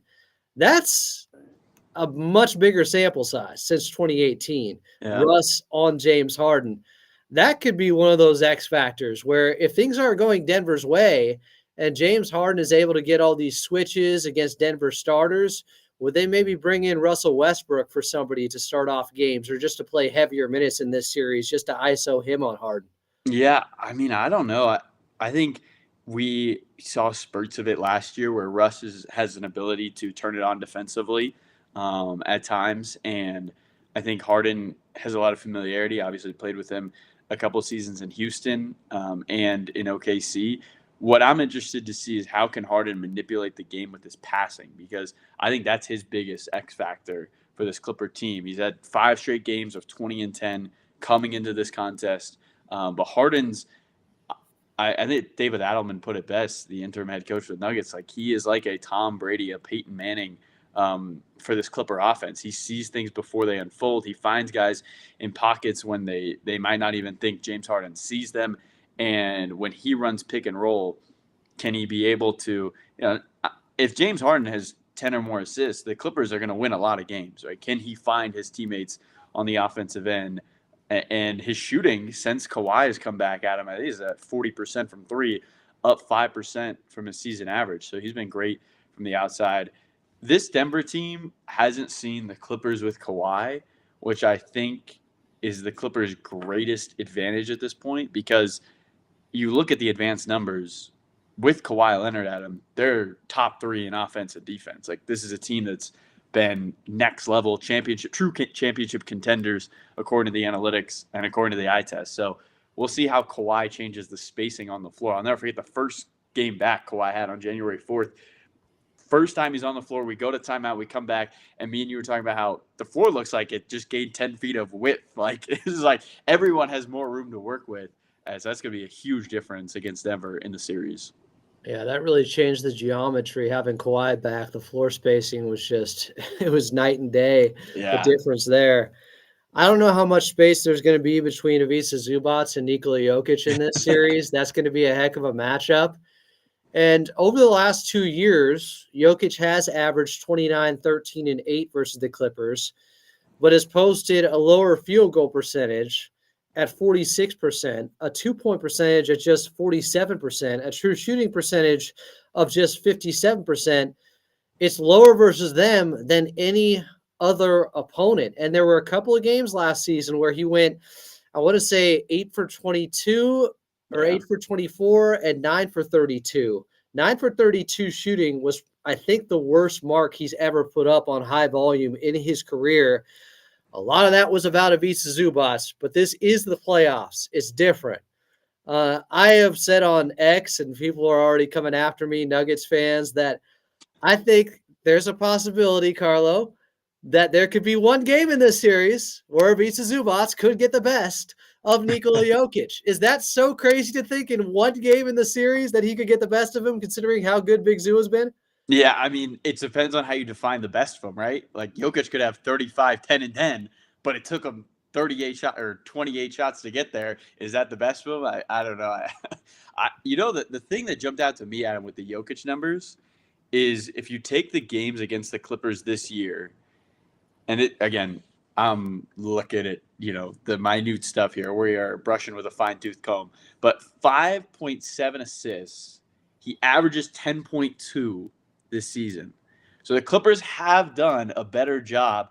I think that game earlier in the season, Adam, is when he had 7 threes, if I'm not mistaken. It was against the Clippers. That was the game where Norman Powell outdueled him in that fourth quarter with 22 points. 22 in the fourth. So, I mean, if you're going to go off the 4 times they played him this year, the Clippers have tried to make him less of a passer, and I think that shows up in the assist numbers. I would imagine that would be, something they would try to do. Ty Lue has talked about in the media. You can't allow him to do everything, but also he will probably do everything because it's just insane. I mean, the numbers are just nobody in the NBA has ever finished top 10 in points, rebounds, assists, and steals. Jokic finished top 3 in all of those categories. It is truly like one of the greatest offensive seasons ever. If he kept up his 3-point shooting from earlier this year, it might be the greatest offensive season ever. So the Clippers know they have their hands full, but Ty Lue and Ivica Zubac, if you had 2 guys, a head coach and a big man, to go against the best player in the NBA, I would take those 2 any day. Jokic did shoot 52% from 3 against the Clippers in 4 games this season. I'm of the belief, Carlo, you tell me how you feel about it, but stay home as much as you can on the others and just let Ivica Zubac get his chance against Jokic one-on-one. If he starts fouling a ton, then bring over some help. I get it. But to me, and David Adelman said it yesterday, he brought up the Kings-Lakers series from 2002. I couldn't believe it, talking about his dad. And I was like, I literally guessed. No. Yeah, it's terrifying for me. But I also have so much respect that he took things back that far. And he named, I guessed who he was going to name as the shooters for the Lakers that killed the Kings in that series. It was Fisher it was Horry and Fox, and he did. And he knows, or he believes, it seems like, that Jokic is not going to be enough against this Clippers team. It's if you have the others also knocking down shots and him showing confidence in them and not wearing out Jokic with a high usage rating. To me, that means I can't let those guys get hot. I'm scared because that's how you get the balance that they need with Jokic and everybody else. How do you feel about it? I mean, I think I agree. Law put out a great preview article earlier today in The Athletic where he talked about Jokic is the only player in the NBA that averages 100 touches a game, which is crazy to think about. But, when you come down to crunch time late in games, would you rather worry about one guy or three guys or four guys? If you're Michael Porter Jr. or Christian Brown and you haven't touched the ball in 3 minutes, I think the Clippers would be more than happy to make those guys shoot tough shots. But if Jokic is getting other people involved, and he feels well, and his teammate more worrisome for this Clipper team for me. So I don't know. I think obviously want to Jokic one-dimensional. How hard can that be? Series go at him about those X factors, and that's Norman Powell, that's Chris Dunn. I would think Bogey off the bench, Derek Jones Jr. The Nuggets are fourth to last in bench points per game. Can you win those bench minutes every single game? We'll see. As much as it is about Jokic, I agree with you. It's about everybody else as well, like 100%. Yeah, if some of these guys, where Peyton Watson is hitting from the outside, some of these guys that they choose to leave open, Christian Brown shot 40% from three this season. Like, I know you got to help on Jokic some, but if he's finding everybody and they're hitting shots, that's to me when they're at their most dangerous, when they can vary the attack like that. They're also dangerous when Jamal Murray has it going. Yeah. He's averaged 20 points per game on 53% shooting and 52% shooting from three against the Clippers this season. Is this Chris Dunn's number one assignment, slowing down Jamal Murray? I would imagine it has to be, especially with the starting lineup. I mean, Chris Dunn is one of the best ball stoppers in the NBA, if not the best. Jamal Murray, while he is, an inch taller than Chris has been ducking absolutely no smoke, no matter the size or the length of players on the offensive end. His name is Smoke. He can't duck it. So, I mean, it's going to be fun because, look, Jamal raises his game in the playoffs, right? I mean, he averages 18 in the regular season in his career, 24 in the playoffs in his career. In that Western Conference Finals in 23, he averaged 30 points a game. This is someone who looks like he plays best in the bigger moments. I think also Chris Dunn has proved a lot of people wrong. He has been having his best year of his career, but Law pointed this out too. Chris has played 30 playoff minutes. Like, this is the first time in his career. This is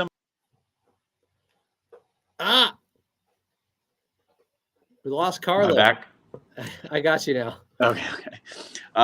This is somebody who in his career, Adam, drafted top 5, traded to Chicago. At one point in the G League, earned a two-way after 2 10-day contracts with Utah.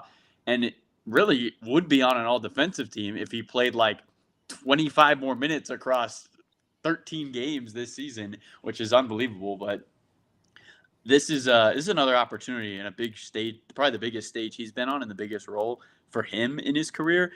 I think he is ready to bring it at an elite level. There's no doubt that Chris Dunn is going to play every possession like it's his last. And I think that, and then Adam, just the Clippers' ability to just bring it in waves. I mean, take out Chris Dunn. Here comes Derek Jones Jr., who last year in a finals run guarded the best player on the other team the entire time. It is going to be a long, long series for Denver guards if those two can stay out of foul trouble. You got any other under the radar key factors in this series that maybe people haven't been thinking of? Let me look through what I got on my notes here, Adam. Hold it up to the screen. Let's see the pages. Let's go. No. They're on the computer still. They're on the computer. I went back to Um, 2020 notes from the bubble. Boy, no, did I I'm not. find some stuff from back then. That's scary stuff. I mean, I think I'm excited. I think Norman Powell is another guy who's ready to have a big opportunity in this series. Who do you He think got- guards him for Denver in the starting lineup? It's got to be Jamal, right? It's either Jamal or Michael Porter Jr., right? Yeah, yeah, and I think that's a mismatch. Even though Michael has all the size on the defensive end, he's had so many injuries in his career. He's not as quick laterally as Norman Powell. Norman Powell, also in Law's article today, is like shooting 48% on floaters this season. He's been excellent at getting into the paint and knocking down mid-range shots. So his ability to get downhill, and then also for one reason or another, Adam, he's averaging 10 in the fourth quarter in his 4 games against Denver. I know he had 22 in one of those games, but still across 4 contests, averaged 10 points in the fourth quarter. Expect Norm to be able to find that second win here at altitude. He was not affected by it at all in the first road game of the season. Here we are in game 1. How that turns is very storybook. Shout out sports. But no, I'm excited. I think Norm is a huge X factor. If he can knock down shots and average 24 points a game, I just don't know how you guard this Clipper team. What about from the Denver Nuggets side? Because it seems like Coach Adelman may veer away from Russell Westbrook a little bit more than Mike Malone has. Who are some of the guys that could end up making an impact? He talked about Julian Strawther a little bit earlier today, telling him to stay ready. So they have, there's so many unknowns with this team because we just don't know. We know how they're going to play when they're out there. We don't know who's going to be out there, I think, as much as we would have with Mike Malone, because David Adelman may go with different lineups and rotations. It sounds like he will try anything in this series. He will go with best 5 guys, whoever he thinks that is. I mean, it's win or go home, right? So you're gonna pull out all the stops. The guy that jumps out for me on Denver is got to be Peyton Watson, Long Beach Poly High School, 31 miles from Intuit. This is somebody, Adam, who's top 20 in the league in defensive field goal percentage difference. So the change in what a player shoots from a spot versus what they shoot against him, within 10 feet, within 6 feet. I believe he leads the league in 3-pointers blocked with his 7'1" wingspan. His ability defensively will be really, really interesting because I could see him starting games where, somebody like Norman Powell's playing well, Denver doesn't have an answer, and so now you got to bring Watson just to try to slow down this Clipper offense.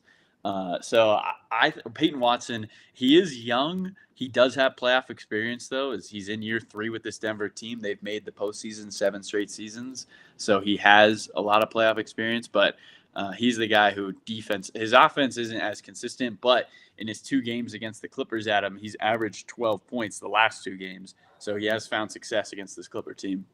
I see him as like their Nico Batum. In case of emergency, this is the guy we start. If we're down 0-2, we're going into game 3, we might start him over Michael Porter Jr. or something. And the Clippers could end up starting Nico Batum if Jokic is just giving them so many problems over maybe Norman Powell. If they were down 0-2, I could totally see that. I also think Jalen Pickett, under the radar guy for them. He had a contribute. triple-double earlier this year. He's kind of a small guard. I read a story earlier. He worked out with like Russ and CP this summer, and he kind of picked CP on a bunch of different things and plays like an old school style basketball. He's always in the right spot.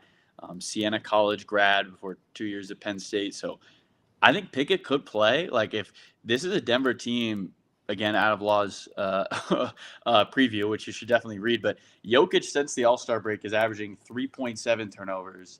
Russ, since the All-Star break, is averaging 3.6. So we talked about it, but Denver doesn't force a lot of turnovers. They're bottom 5. The Clippers force a ton of turnovers and get a ton of their offense off those turnovers.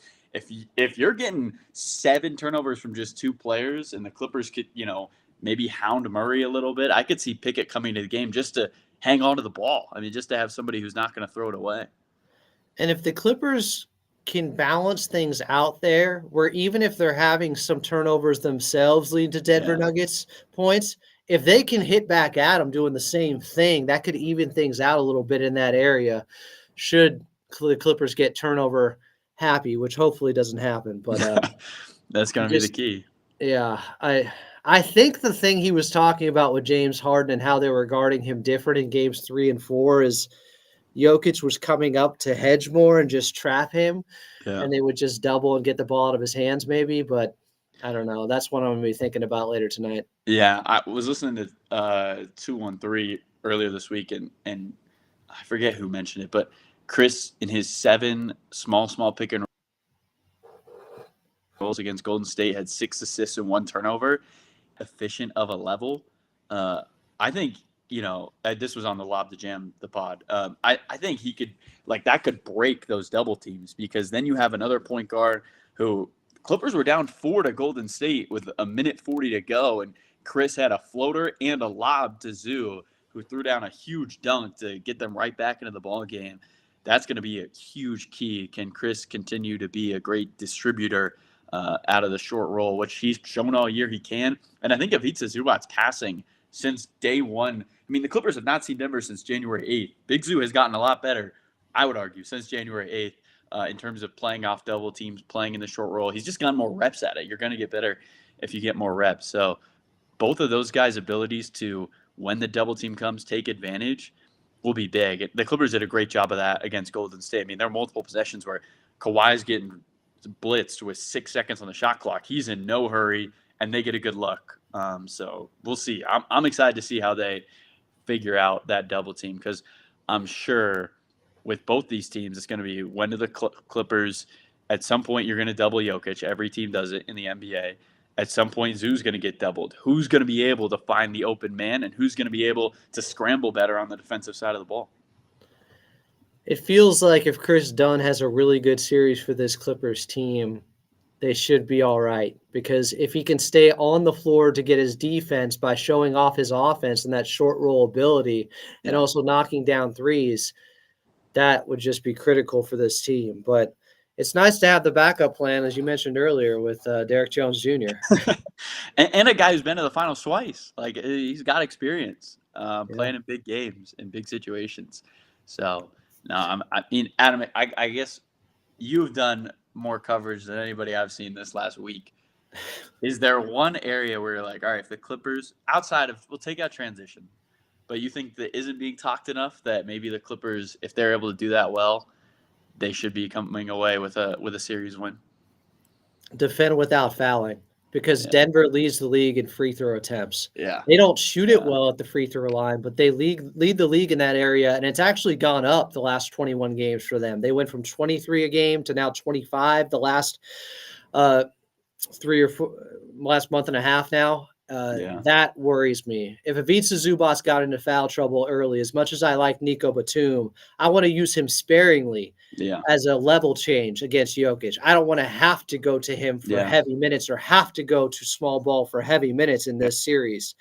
That's what worries me, because if Ivica Zubac stays out of foul trouble while guarding him one-on-one, then you're good to stay home on everybody else. If Jokic is just torturing him on the block and he's picking up fouls left and right, where you feel like you got to send help, and now you're leaving guys open. But also, it's not pretty, it's not sexy, but you can win games all the time by getting to the charity stripe, and the Clippers have to make sure to defend without fouling. And that's why we got the wall, Adam. It's all good. You saw that chart that came out the other day. It's all good. You can foul at home. That's it. On the road, maybe not, but at home, they're going to miss one. They're going to miss two. Did that chart confirm that teams shot 73.5% while shooting against the wall? Yeah, it's the lowest. So the chart essentially was like every team's shooting percentage, free throw percentage on a road arena. And then they also added in shooting against the wall, which would be the lowest in the NBA, which I think is awesome. Shout out Steve Ballmer, Gillian Zucker for putting together literally the future of basketball. That's unbelievable. They created a literal home court advantage with the arena's geometry. When have we ever seen that in sports? Forget basketball. In sports, there's a legit statistical, advantage for the Clippers with the wall. It's awesome. I think it's awesome. Also, what's Yeah. going on in Atlanta? Like,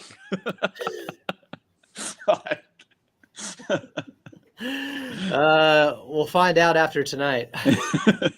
the teams can't miss from the free throw line in Atlanta. Knocking them down. All right. He is Carlo Jimenez. He's on the call, tipping off at 12:30 tomorrow in Denver. Clippers, Nuggets, Game 1. We'll have your pregame show starting at 11:30. Carlo's all over that as well. I'm going to get out of here too. It's been a long day. We're at 2 hours and 14 minutes. I'm allowed to go. I've Only done 2 enough. hours and 14 minutes. You got 2 hours and 45 more to go. They can't all be 5-hour podcasts. Why Carlo. not? Why not? Come on.